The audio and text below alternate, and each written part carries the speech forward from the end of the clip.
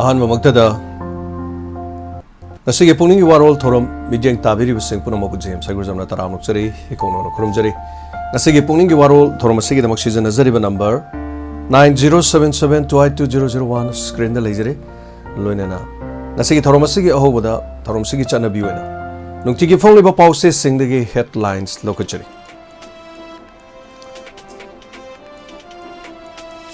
नसिगे नुक्तिगे फोंलिबा हेडलाइंस सिंग से ताबिरगा दोंगी थमोइद करी फाउबीबगी अदोंना फाउबीबा वाकलोन सिंग अदु शेयर तोबी लोइनना नसिगे हानबदा लोकचरीबा पाउसे सनालेपा याना लोकचरी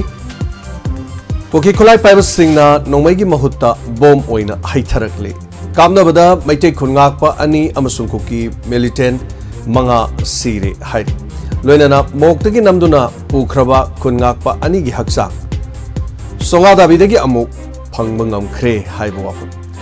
लैमखोंग सिंगमाल कुकी सिंगना मैटेगी युम अनि मै नौना थाखरे AR गी मायोक्ता कन्वेंशन पांगथोकदौरी हाइबा वारोलमा यावरी सेप्टेम्बर 19 दगी पार्लियामेंट की स्पेशल सेशन फमगदौरी लोइनना कुकी गी लमनी हाइबा याबा ngamloi हाइना UNC ना कुकी गी मायोक्ता हाइरक थेंग्रा लेरक की लम कनामतना लौबा यारोय हाइना CM ना फोंदोखरे मोरेदगी पुरकपा मपु खंगदबा पोलम कया मरुम फारे हाइरी लेंगांगना पुथोकिबा एजेंडा पुनम उल्लू हाइदनो लोकेशोरना फोंदोरक पवारोल यावरी लुप यामन खिबना कनागा वारी सानगदोइनो हाइबद ngaure मणिपुर के चीफ मिनिस्टर ना हाइ लोइना चुरचानपुर पुंबा ITLF ना इमरजेंसी शटडाउन लाउथोखरे महेश्वर थोनाउजंगी मतकता लीगल नोटिस थारकपगी मायोक्ता खोंजंग संगसिलगन हाइना कमिटी ना फोंदोरकले मणिपुर कनबा पामदब लुसिंगबा सिंगी मिहुत ओइना थागलुबा मियाम निंगमदब फावरी लुंगमाई सेलुप सिना फोंदोरकपा वाफम लोइनाना सेंटरना मुगनारिबा नाकल अनिमकी उनदुना वारोइसिन पुरकदबनि हाइबा तोंबिना फोंदोकपा वारो यावरे कांगलाफावगी हेडलाइंस ता मसागी पॉलिटिकल पार्टी की खुदोंसाबा खरगिदमक लेबाक योंथोकदबा बीजेपी नते लमदम मसिगी CSO सिंग मसिंग यामन क्रेमा तोइना पुनसिन बियो CM ना हाइकी वाफम नारायण सिन्हा मनिंग थना पोपी एरिया दा कुकी मिलिटेंट सिंग ना बोम कापसिलकपदगी खुनगाकपा वॉलंटियर अनि लेखिद्रे अमसोले लोइनना कुकी तरुकी मथक्ता सीरे हाइबा तोंगा तोंगा पाउसे सिंगी असोकपा मदि असीबगी चांग असि मानदना यावरी अदुबु ITLM ना इमरजेंसी शटडाउन लौथोक्रे हाइबा वाफम सि पाउसे यामदा यावरी लोइनना लेंगाक्सिना मरिल लेरबदि हयेंगमक असेंबली कौबियो हाइना लोकेशोरना फोंदोरकपा वाफम यावरी नार्को टेररिस्ट सिंग ना चीफ मिनिस्टर बोमितई ओइना उरे स्टेट अमगी CM ओइना उद्रे हाइना एम तोमिना फोंदोरकपा वाफम दा यावरी लोइनना मोरेरोमदगी पुरकपा मपु मसक खंगदबा पोलम मयाम अमा कोनना मुस्लिम अनि फारे हाइरी तोंगा तोंगान बा पाउसे सिंगी हेडलाइंस दा मुलोक चाबदा मथंग पाउजेल दसु हेडलाइंस दा लमदम मसिगी लुप मसिंग यामन खरे तोखाई तानबगी महूत पुनसिंदुना मत ओइबगी खोलाव पुरुबु हाइदुना पुखत पिरो हाइदुना CM ना फोंदोर खरे पिक लिबिसा सिंग ना लान कैदोंगै लोइगदोरिबनो हंगलकपदा खुंबम खंगद्रे हाइना जमुना फोंदोर पवा फम यावरी बोल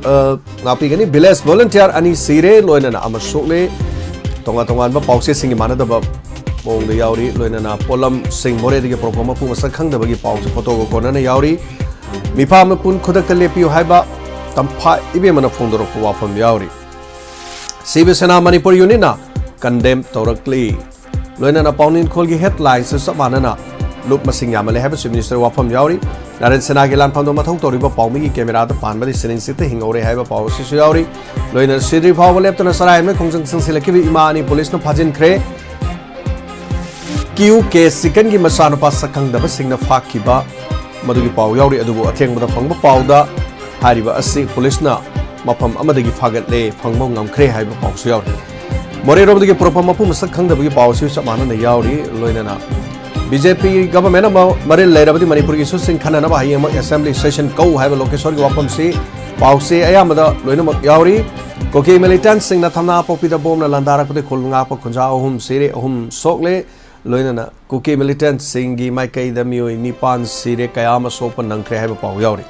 CSO सिंग अमदे लो मसिंग यामनमदे सेंटर अमदे लेंगाना कनावरी सानगदबनो हाइबा खंगद्रे हाइबा वाफम यावरी मोरेरोमदगी पुरकपा पोट मसक खंगदबा पाउस मानना यावरी लोइना कुकी मिलिटेंट सिंग कालो कोनोमै मरु न पानमदगी एलिट टीवी की कैमरा काइख्रे हाइबा पाउस यावरी सुगुनोगी लंबी थचिंदुना एआरना बंकर सारंबा सिंह अदु मियाम हौरक्तुना मदु लोकथोक हनख्रे हाइबा पाउ यावरी लोइनना कुकी लोंदा थाजिलंबा खुलगी ममिंग लौथोलगा हानगी असेंग ममिंग द थेटख्रे हाइबा पाउ सु यावरी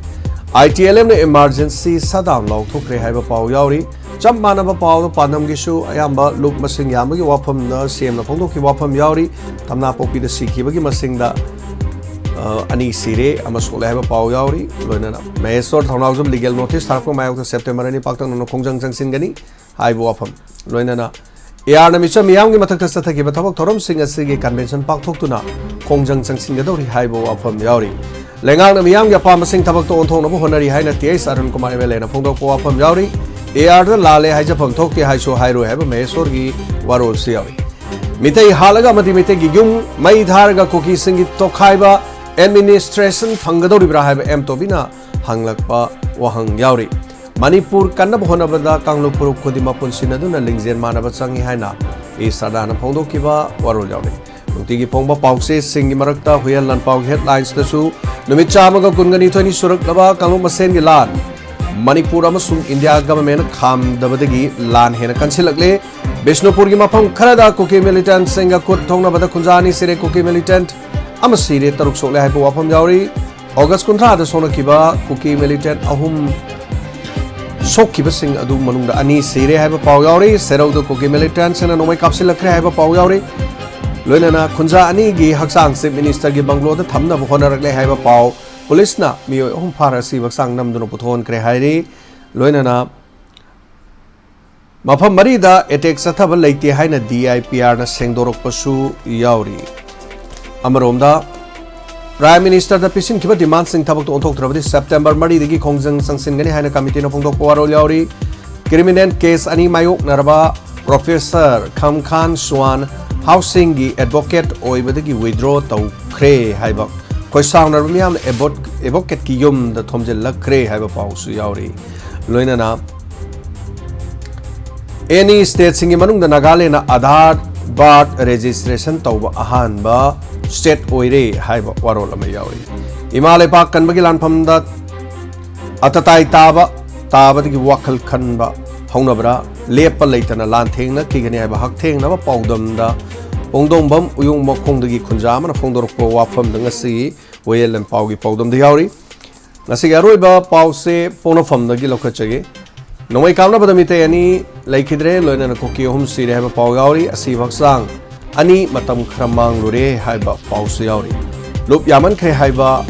सेंटर स्टेट चुको गावरी से मिनिस्टर की वारोल यावरी लोइना सिद्रिबा फाव चरा हेलकी नुपी अनि पुलिस न फाजनख्रे थवाई मिरेंग नुपी अनि न अमुक चरा हेनबा हुक्रे लोइना मणिपुर यावन स्टेट खरदा नोंकन चुगनी हाइन IMD न फोंदोरकपा वारोल यावरी CM की मित्तम मई थादनो खोंजंग चंगसिनख्रे सखंगदबसिंग न फाकिब नुपा रेस्क्यू तौख्रे हाइबोर यावरी लोइना मणिपुर की चीफ सेक्रेटरी न चुरचानपुर सतन रिलीफ मटेरियल सिंग येनथोक्रे हाइबा वारोल यावरी लोइना मणिपुर कन्ननबा हाउस द वाक खन्नबदा यादे हाइरगदी खुदक कापतुन हाटपियु TS लोकेश्वर की वारोल यावरी मसिनी नुक्तिगी फोंगलिबा पाउसे सिंगी तोंगान वारोल सिंग वाफम सिंग असे ताबिरो मतुंगदा दोंगी थमैदा करी फावबिरपोगे दोमना फावबिरपो वाखलोन सिंग अदु शेयर तौबियु फोंदोकपियु अखोइगी number 9077282001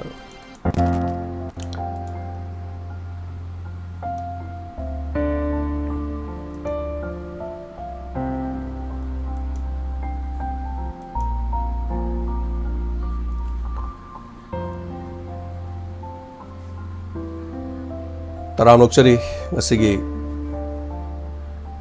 puni warol thoromda YouTube live streaming da lebiri basing adomadongi puning da phawira phawakhalon sing phongdo bi matam khara irang si khajiktang sibna ba lep lo ba matungda nahan degi haijaba tare takan animakta asok ana si na yaropa aduga madugi makha mutarak da ngarang su amukhana हारिबा खुदों चादबा मफम सिंग असिदा इरांग अमुक नौना थोलकपदगी असिना यावरपा सिबगी Changi वारोल सिंग असि पाउ अयामना नुमिदांग वाइरमदगी फोंगबा होंगबा अहिंग फावबदा फोंगबा पाउ ओइबना सिबनाबगी पाउगी मसिंग खरा चेंथोक चेंसिन थौबदुम यावै aduga hauzik ayuksu hariba tongan mafamsing kapnari mafamsing sida leptana nongmai kapnari haiba ayuki pung taruk tagi pau adu maklai aduga asiana gi thodokpa paudi yaudi adu mayam update ta adum yengbiraga su yaubiraga su mayam du share tobiu mayam du su phongdopiu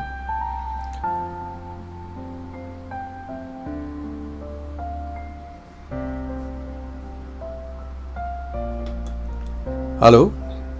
Hello, sir. Good afternoon, ma'am. Saya nasibu ma'am jauh ini belum muncul na alhamdulillah. Konjari. Sir, pun orang lagi mata ada. Phone tu jadi bayi yang jiten sir. Kita ai modal pun nasi nggak sir. Tapi si uzat jiten kari having kari wapam thamini. Sir, hujik lanjut lep pelite. Tum kanjal lep kata aga. Ada koi perjalanan pam tadi koi saya ai Maitai ni ada Maitai gi grup ki wena hajar ada koi Maitai gi imam bel sing lai pamara pai sing so sing hai si ayam sarkar da koi na iman tau lai peace pura lu sati pami la le na ba nong mai ka phal ka no adu ka no ko gi sa te ki nong mai ka phal nong mai ji moi na han hek ta ka pe nong ka phal ni phul hai de thun minna mo de mi lagi bersih aku ini somda ni lagi mana tamda kan muda jo kuki wakang suara bahal lama aku tu mayam tang dana dumpli tu sini lagi dumpli aku somda kita orang mami pau hai na padu i hai jo hai na re jadi mi je pagi bakul pasang kita mayam mamang dah jo hau na aku ini kai pau kai pasang apa turbung dah mang kita yawi pagi ni tu mang ya aduna lona thabak je adum chathari hai betale adu dadi akhoi Amit Shah na akhoi Union Minister na Manipur da santi lahin gani aduni adani na Chief Minister da nang mai makhon tahala kanu adu ada hai bana singu mayam hai ri ba adu ngasi akhoi sidi kuki singi da mo control to na kamai to da noi chalan kholan su da lai ba milte mayam su lok thuk yo na lawi su ki ground thugai re ba ground thugai ga di mo ja aina yadab ne na phajin ba ti ngamdra ba jala India government Manipur government so adu itaragadi akoi somda bombing operation tawdana khodna tampak din khari ba kholi ba tor singda di kaimda tawde free hand thare sa adu bataragadi pulap to ga no in sen yang thokna ro ngam ye thokna ro ha akoi mahabharata utu batu paile ta bo ha ta hana khoi je tawra ngam thokna ganda angam badon le hobuna pharabra khalaba somna akoina santi laure asomna free thajale asomna khana songni michang chang ha bi mi da kai da ma na dum haire ade ngarang su regiment ya se le ka pa ha ju halna ju dum yawi tik regiment me na ka pa pa da sibani ka ju haire helicopter ek panchan gi da moi no me ta kap thore haire helicopter da gi bom pi ba sa ibra moi maru supply to ibra ha ba gi chingna ma am da lai re ba do eta ga di na ka maru da pi ba gi muhta moi am da yobira no ba akoi ju tingbira no ba mayam na imai bian jing na lan na to tamda samna changbi kanu to moi na tawri to da bi da no thadok biro mai tai ju kuki ju thadok biro pura lo san na bana pharabra na khalla sar ai mo ni bai se aduna da ko santi na la ga na kala somdana mo ne tongjela mai tai kyam hat ki hairi bano sa aduna pali ba government na kitang gyan ta bi ba pai lanji le phan ga hai ta ga di mo gi chindagi moin action tawragadi lanji lep kane khale moina free thadok dana thame chingdana tampak dana ai number tawre ngan sidai da habiu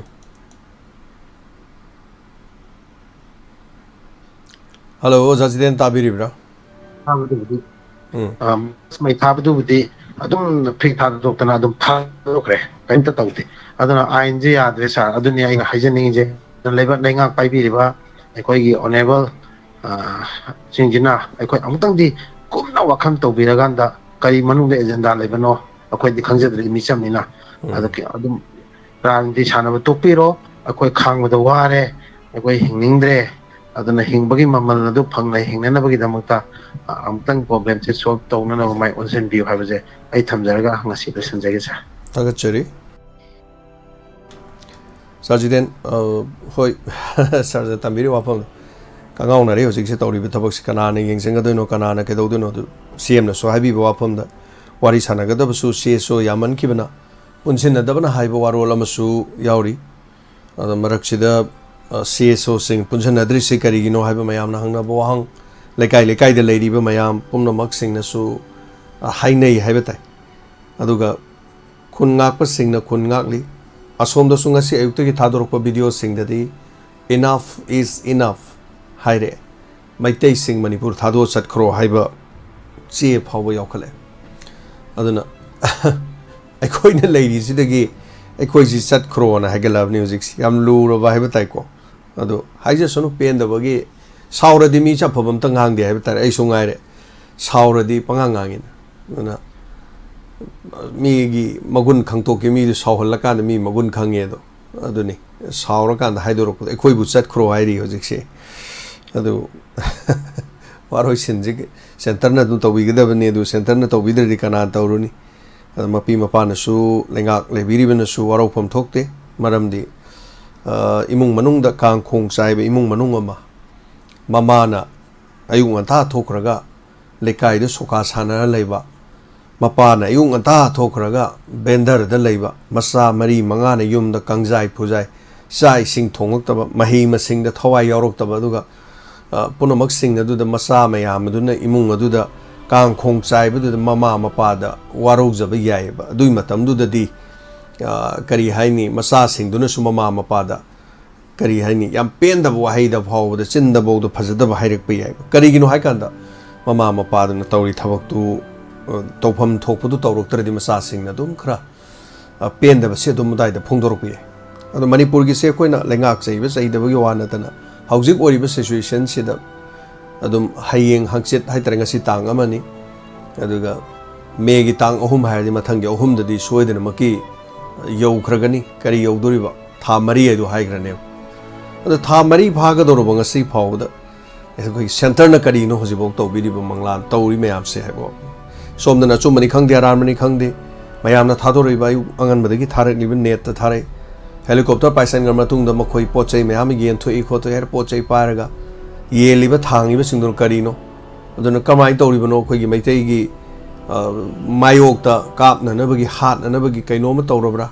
madu gi thaka leiba video sing kari singai do dum khoi mari leina ba intelligence ki kanguna yeng sin bira kanda madu national media da or international media da se tori se look here sidai da central force koi kana gi mateng pangi kaidawi gan haiba si khara utpa yaba haiba tare utpa yaba utpam thokpa ga du leirabra khalle andai khoi swai de khakta khoi masena sum unaraga di kesu kana roi haiba dai tongan ba yumthang na ba lebak sing na ga haiba di christian sing bu otpi nei bi re christian sing bu hat pi re kana topa lebak na ga nei na ba yawi wafam sing se makhoi gi lebak ta ngarang su khoi gi gilbert na haiba da manipur gi wafam si manipur gi assembly da khanna si haiba khanna babu khanna dringe da khoi gi di tokre aduga mari su khoi ga ka hena leina da delhi gi assembly mi pham da manipur gi matang da khanna si haidana howdor eba madu wadu howdor pa kanda bjp gi kano singna manipur gi wadu si delhi de khana ena mapan thoki be wari ga su le anyway mathang caller mlai hello me ngama de le form habi se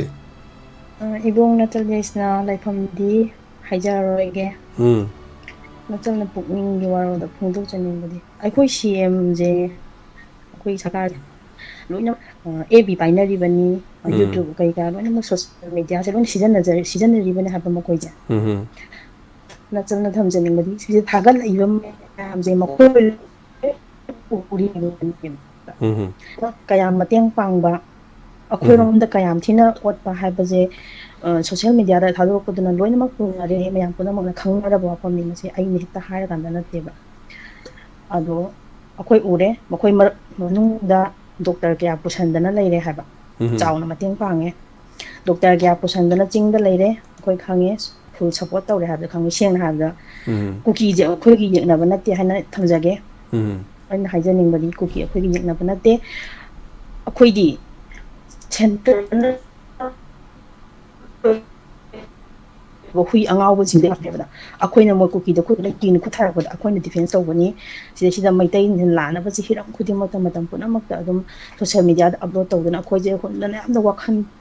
loksing oina mak cham phakna bai mong da leire akoi state force na state ko kaino na su government na su kasu sida miyeng ni chang de habe hoi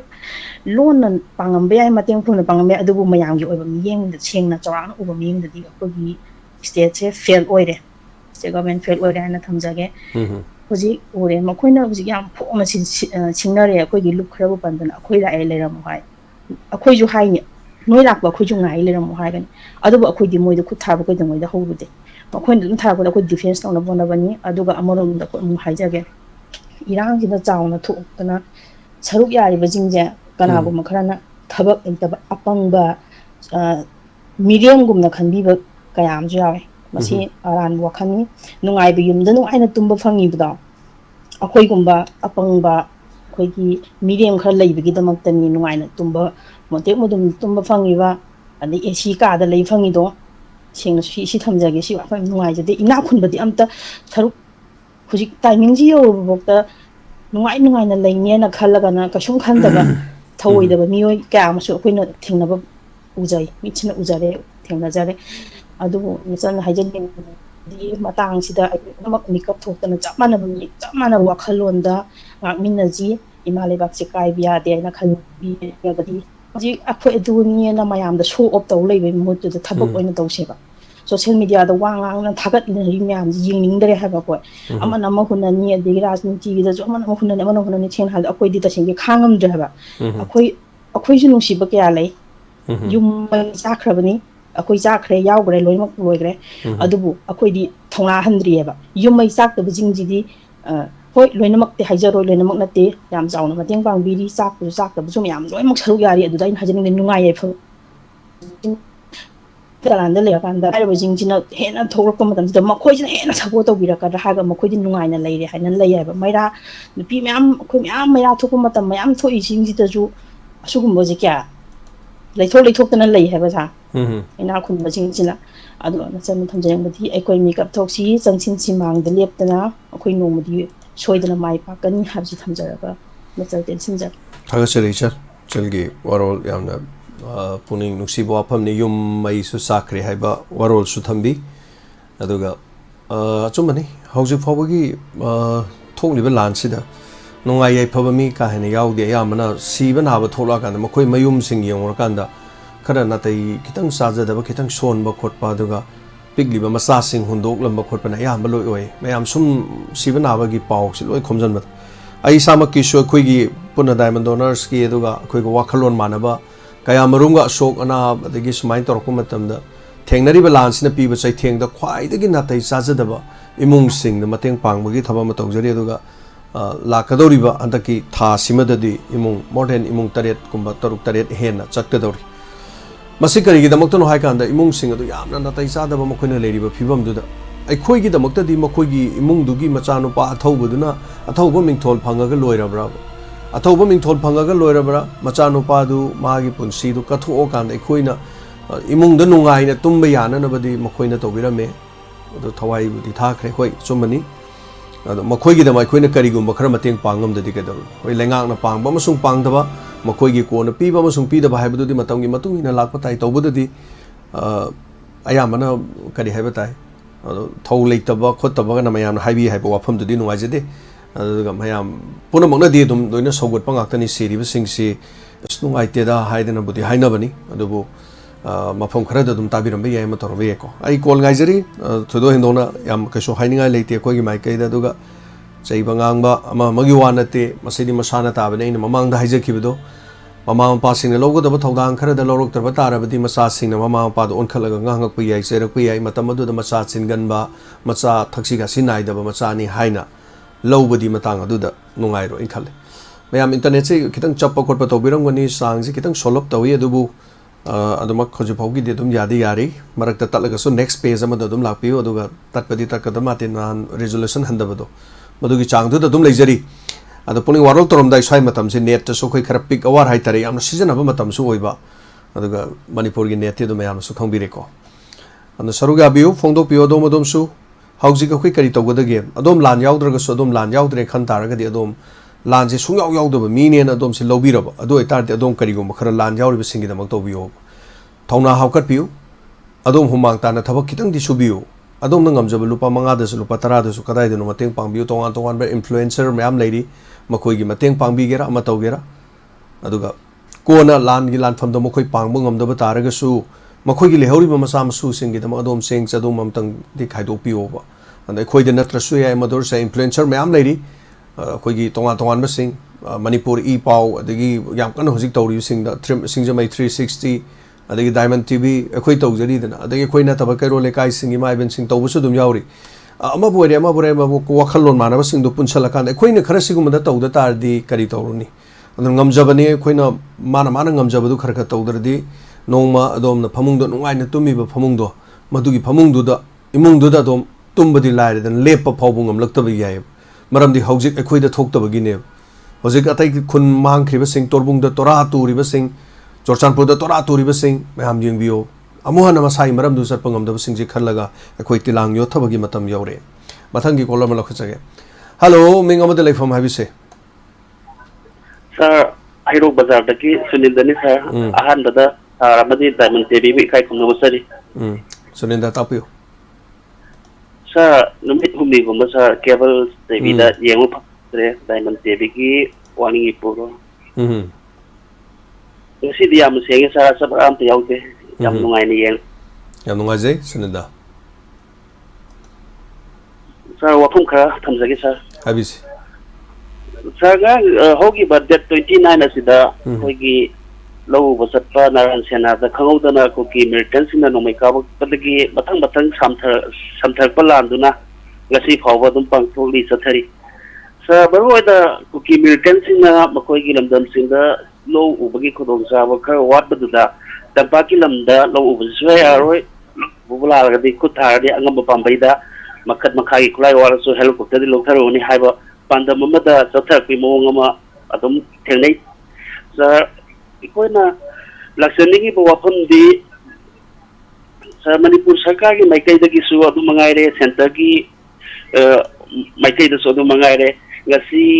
हयेंदगी दि था मरी सूरगदब लांसु ओरबकाल असिदा हाना ममांगदा central लेंगा की Amit शाहना home minister Amit शाहना चिंगी लमदना माने यसिनगनी तंपाकी लमदना मणिपुर की सेमना यसिन बिरो हायना IB की वफम मीडिया दी फोंग फोंगना ताना खरे मखाता कुमतम असिदा होम मिनिस्टर ना मे की डेट 29 दा मणिपुर दा लाकपिरामी लाकपिरा मतुंगा मणिपुर की रांग असे माना मथंग नेक्स्ट 10 days की मतुंगा ला मतु लोइसिंगनी मासोयदा लाकनी 10 days की मतुंगा सुमु लाकने मतम सु थारमी मतम दुमक्ति डेट टू दिका ओरेसा अदुना मथंग थारका नो हाइबा थबक्सी पांथोइब्रा और पांथोक्तब्रा हाइबदि मणिपुर प्रजाना सु खंगले अदुम वहाई खक्तना टेबल दा ददिगी मखोगी चेंबर दा एसी रूम दा कंट्रोल तोबगी फिवम दा अदुम सानबा विचार तोबगी फिवम दा लेबसी सुमदब्रा खले तसेंगा हाइ तारगदि ग्राउंड फ्लोर दा लेबसी हथेना लाकपिरगा कई थोरिजम हाइबसे सेकेंड फेज की लाकपिरगा एक्शन बिरगा जब सान लोकतम थोक नेसेसरी एक्शन लोकत पिरगा मणिपुर प्रजा मया वाइ बसे कोन बमदि सोक तोन होनबि बसु मथौ ताइ हाइबो वफम से मथंगी सादु गमना मणिपुर की चीफ मिनिस्टर ना ngang phongdokki wafam da teso sing pusin da bisna maram or kan da center lenga amadi manipur lenga na wai sabagi khangda ba makoi da kangau na ba malai hana phongdokki wafam du sa leba amagi mapi pa chief minister na haibu magi fazaba principal am da phongdok su daga lai badi CSO sing pusin la wai sabadu na tra thoi bisu se run of law salai ba ngak pa amadi sop to busi asira maru oibra haibu su tamjaningi maruena toy biyang asi loisin gi haiba taragadi civil organization haiba sidi tasin hai taragadi pressure group ni makoina pressure piraga government takini aduga makoina pressure to taragana government na thabak to haiba man mausu tahan musu pamjate CSO sing gi so dum pusilak bangai bo na thabak asi loisin di sarkar ga soba thawdam lo mathau tarabra haiba su tamjaningi sa aduga sa makha tarak pada sa matam khab sar bibi na bahijari sa koi ge manipur assembly phangi bado kamai to ge haikan sida koi ge no makha phamba sida minute taraga nithoi humde loisin chiba ado hujina ka to ge kan sida opposition na su khana magi koi ge business advisory committee hai tare adugi khana ga dabu waron adu yawak tabada maram oraga manipur kanbi wafam yaudaba khana naba wafam leidabadagi makha sothaba yaroi madu habu haibani hai aduga loring kabuna su फजना खनगदबा थबदो opposition मरम ओरगा थुगागिदना खनगिद्रे हना हाय अदुन मकोय अनिगी नाकदा इकोगी ऑन्थो ऑनसिन तोरना अमन अमदा transportation थबक थरी सा असिदा थमजनी वफमना अकोय मणिपुर दा सा हान होगिबा मतम कयादा इकोगी एसएमबी सेशन फमबसी डिडिकेटेड लाइफ टेलीकास्ट संदोक्ति सा अदुन डिडिकेटेड लाइफ टेलीकास्ट संदोक अदुमाइना हंदकी सेशन असिदा डिडिकेटेड लाइफ टेलीकास्ट संदोम तारगदी मखोय अनिगी हुंदोगुन तरिबो वफम असी का मनसुम मनो और का मनलान हायरति प्रजा मयामना जस्टिस प्रजा मयामना विचार तो मसु याबनी अदुमति तौगिदरे सा हाइना बुलै अहानसिना कईगुबा कंगु मना ऑथोरिटी मना हुरान गे नत्रगा लुटोगे हुरान तिथि चथगे हायबा तारगदी मै हाना मुतु मै मुथलगा हायबा थबक पांथोए हाइनै अदुगुमना एसएमबी फंबदा सुमाइना अचौबा लुटोब नत्रगा हुरान तिथि थबक मानबा म प्रजादा उखंदना चथरकदर हायसि मंजौना खंबदगी ऑथोरिटी अमना मसी प्रजा मयामगी मिक खुमजिलगा थबसी तौगे खन्ना पांथोखिबा हायबा सुसा आइगी वखंदा सिनजबसु लै अदु फरे हौगिबना हौगरेसा एसएमबी से मखा तारप कांदा पार्लियामेंट सुसाना पाथोपद यावगरे अगस्त की तांग निपांदा पार्लियामेंट फंगमनी हायबो वफम सारना हेडलाइन पाथोपद ताजरे मतो अदुगुमदना मणिपुर गिसु लाकतोरिबा फंगिबे एसएमबी दु मपुं फाउदरे हायबा तारगा सुसा मतम लेबरगा प्रोलॉग तौगिदबनिना मदु डिडिकेना लाइफ टेलीकास्ट तौबिरकांदा मयाम मसिना जस्ट ओहलगा मणिपुर की दमक कन्नबकी वफम से मपुं फाना खनबिरगा मणिपुर कन्नब होनबिबदा असुब थौदांग लफम थोकरा मसि लोबिउ हाय वफम से अरोयबोना सागी थागचरी सुनंदगी वारोल थंबिरंबा अनिंगा लेतना थागचरी सुनंदा अदो होजिकी पुनमक्सी सुनंदना हांगली बोहांगसो खुना दुम हांगली मरक्तसो अखोइगी ऑनेबल एमएलए लोकेशोरनसु असेंबली मिफमसी दम हायम कौबियो हाबसे यावरी अदुबु लाक अखोइ लाकलिबा तांग 19 मसागी सेशन अमा फंगनी हायबा वाफम सुलाई यमिनरसी थागचरी हाबिरपदोंगी पुनिंगी वारोल द थंबिरप वारोल से नेट खितंग नुगाइतबना हाइतारे तंजासिदा अपन बखर थोए मसेगी नंगा पिगनी खितंग फबिरब्रा हाइबदो मैम यमिनसी अदुगा मैम कमेंट सेक्शन द पिबिरक्सी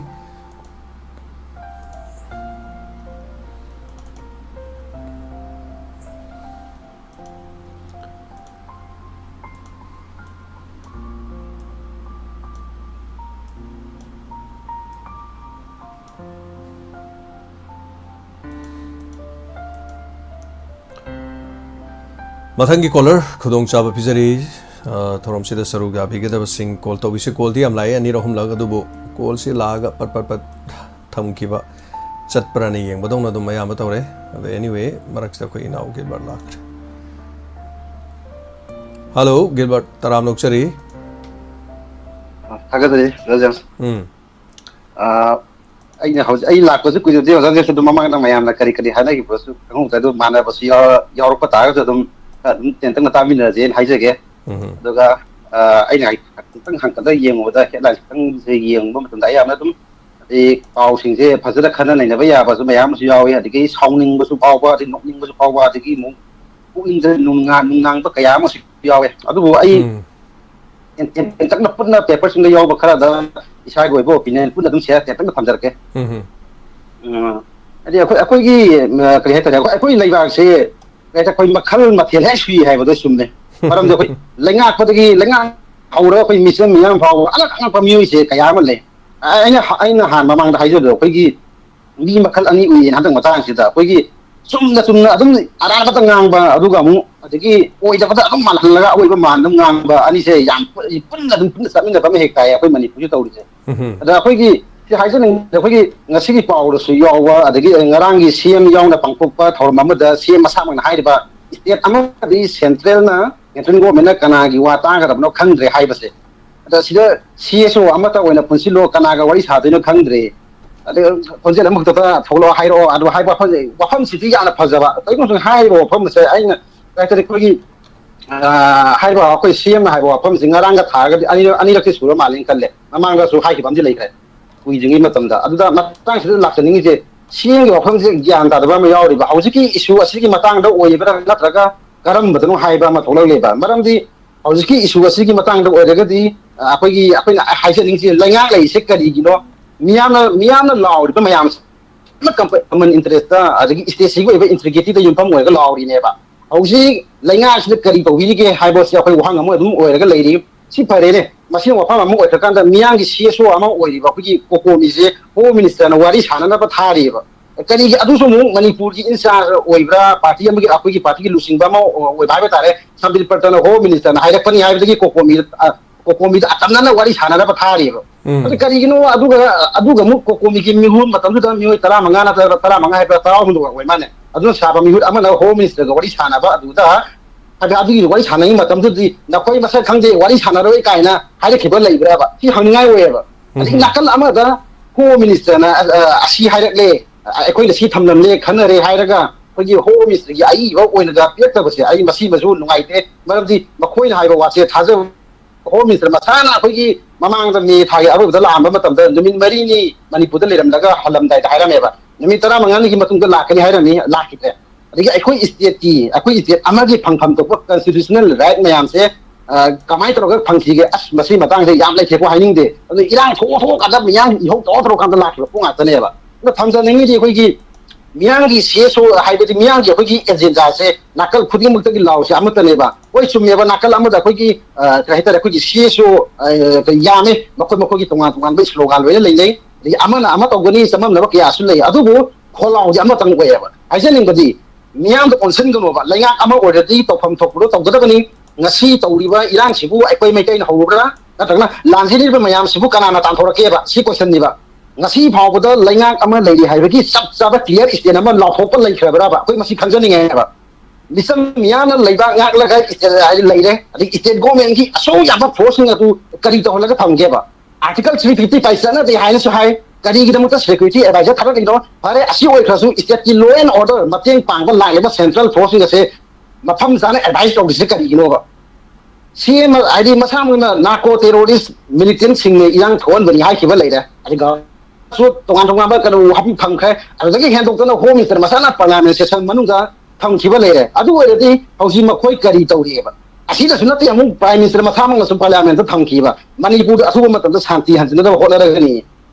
करी ओइरगे बाउस्ति नोंमै मखोगी शांति ओइरेबा G20 निफम तौगदबा लैबनिदा नोंमै मखोल ताहंगनु हाइरकलेना इरांग आपको हेता इरांग लासिनबा ngамлабраबा ngамदेबा इचके कंदे सेसन मचम अखोय कई थोखिगेबा कई ngarang मक्तदा अखोगी नोंमै मरुदगी हेदोक्तदा बोंग कापसिलपदगी मखोन तारी अदि मयानो पेपर पयानसु यावरी अदु मखोयदो कनाना तखमनो कदायदगी सप्लाई तोरपनो सेंट्रल फोर्स मरांग कायना लैरिबा लैमा कोंसिंगा तदा जुमै थारी मसी लैरिबा फोर्सिंग अदुना सेंपम थोए स्टेट गवर्नमेंट की तफम थोप अदुदि तौद्रगा मियादो ओइना खै ओनसिनबा मानबा स्टेटमेंट पीबसे खितंग नुंगाइजदे अखोय करै हाइतारे अखोय मिसम मोइना हाइनिंगसे हौजि CSO अदु अदा पुनसिनबा लॉबई महुता अइना हानसु हाइबा एमएलए मयमदो हान अमत अपोजिशन रूलिंग खाइदना पुनसिनलगा गवर्नमेंट अमुक नखोय गो फिरेतदा सेंट्रल गवर्नमेंट की थोंजिन द थेलु पॉलिटिकल की ओइबा थाबती पॉलिटिकल ओइना वाइ थाकांदा सोलुसन लाकदबनी नखोय मसेलना अमागा अमा तिनबा यालकांदा अदे अखोय हाइजनिंगसे एमएलए मखोयसे केंद्र खुदिंगी मिहुर ओइरिनेबा अखोय मियामना केंद्र खुद हाइजि करि हाइतरे अखोय केंद्र खुदिंगी लाइबा अखोय मियाम जा मखोय पुनसनद्रे अदुगा अखोय मियामना लावदगी अपन लावदगी मखोय एमएलए पुन लावदने हेना शक्ति लैगनेबा असि याम हाइंगजे सि मता याम साइंगो अदु कई येंगसे अखोय ngasi इस्टेट सुगाइबा पामदे एमएलए तरा अदुगी मथक्ता करि तौबा ngamlakeबा मखोयदो लैंगाना कॉन्स्टिट्यूशनली बुक तौरगा फागदबा अदु फागि मबरन करिगिनोबा इरांग सिदा मखोयदा सुम असा कोंगै थाव हाइजल लाइ अदि करि मखोय मथक्ता करि तौखरगेबा हाइदि यंग मखोयदा सेपरेट एडमिनिस्ट्रेशन तालेबा एबली मिनिस्टर अमा ओइबगी फंगफम थोकपा अदुदि लोइबना सरु यारी अदुगा एसेंबली रिजाइन तौबसु नतेबा अदि अमरोदना मो एसेंबली सेशन तौई लैबाक्सिगी इशु अमता खनदे पार्लियामेंट सेशन लोखिबदा गाइदि स्पेशल सेशन सिटिंग मंगा लेबा सेप्टेम्बर तांग 15 कुरिथोय हाइबा निमिसिदा कौगनी हाइदि अदु ओइरदि अखोगी एसेंबली सेशन सिने राइ एजोन तौखिबदो गवर्नर पोलो तौद्रिबनिना अथुब मतंदा अखोगी स्टेट किसु स्पेशल सेशन कोफम थुए अदुगा लैबाक्सिगी इशु असे खनगदबनी आई मसिम तगे मियाम सु मिसम अमा ओइना अबिल मियाम सु आइना हाइजनिंगजे याम समना हाइतरे मिसम मियाम दा अखोइना आइना अपिल तौजरी मरुदी कैंडल पायरगा रेली से पतोला से बाय मैबुल पायरगा रे मखोई अखोगी क्रेट मखुत पुल्लगा लेरिबा मथौ मसक खंगदबा एमएलए सिंग असिदा ओइना चुरसे अदु कानदा मरिल खंगनी ngarang makta da mi ne andar ete kai na notice thogla ga propaganda tawi to ngandar version ke da social media da ngang nari kana to hono si lenga ke sai ta ki adu bai attack lai ti hana sengdong ba adu mai na koi ki mang da ki propaganda to pom yam do kuli mo sengdong ba ta di yang parang ngane ba adu ki amuk ke dore ngarang state chief secretary na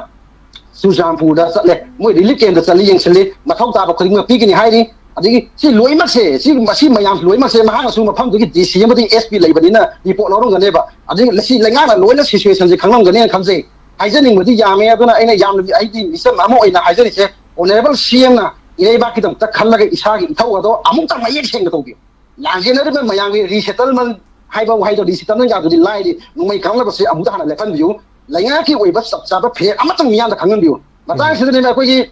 ngarang gi CM gi wafam da ina khalitang samam na ba pawai si so gi matang pusal ko matam se da lazem ko aduga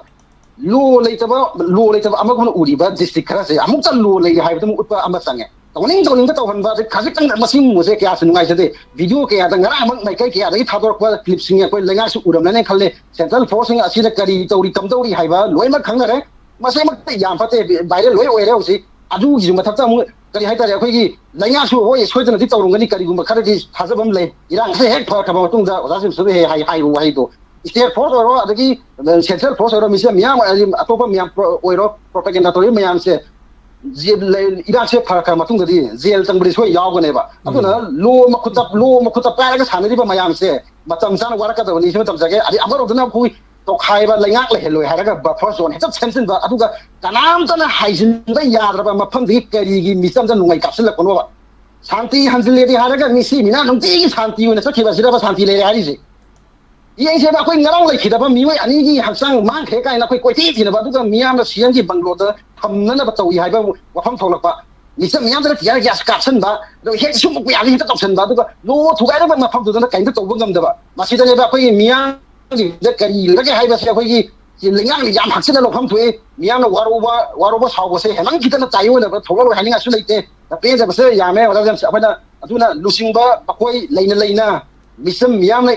khul ngakwa ima edel kana lambi da thokna ahing jar pa ma se kari gino oi sumi akoi khudi ma irei ba kan ga tabani khul sunga ka ni adagi kre irei ba sia akoi ma koi le he sisina ba wahim le kuru amad ne he sina wahim le under attack hai badum le masi hai ba wai sidi akoi gi le ba sida dum mito militian ke ane under attack ta uri ba masi yam nu mo koi le ba wai do adagi ulta da akoi do oi na ma koi ta urang li ba de attack se masi yam nu na ngai oi koi na hana khalam dile ira se kara phagadan khalam ne ba do dai mai ona ba de sap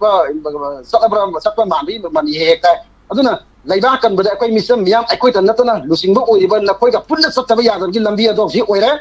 o de ba siam se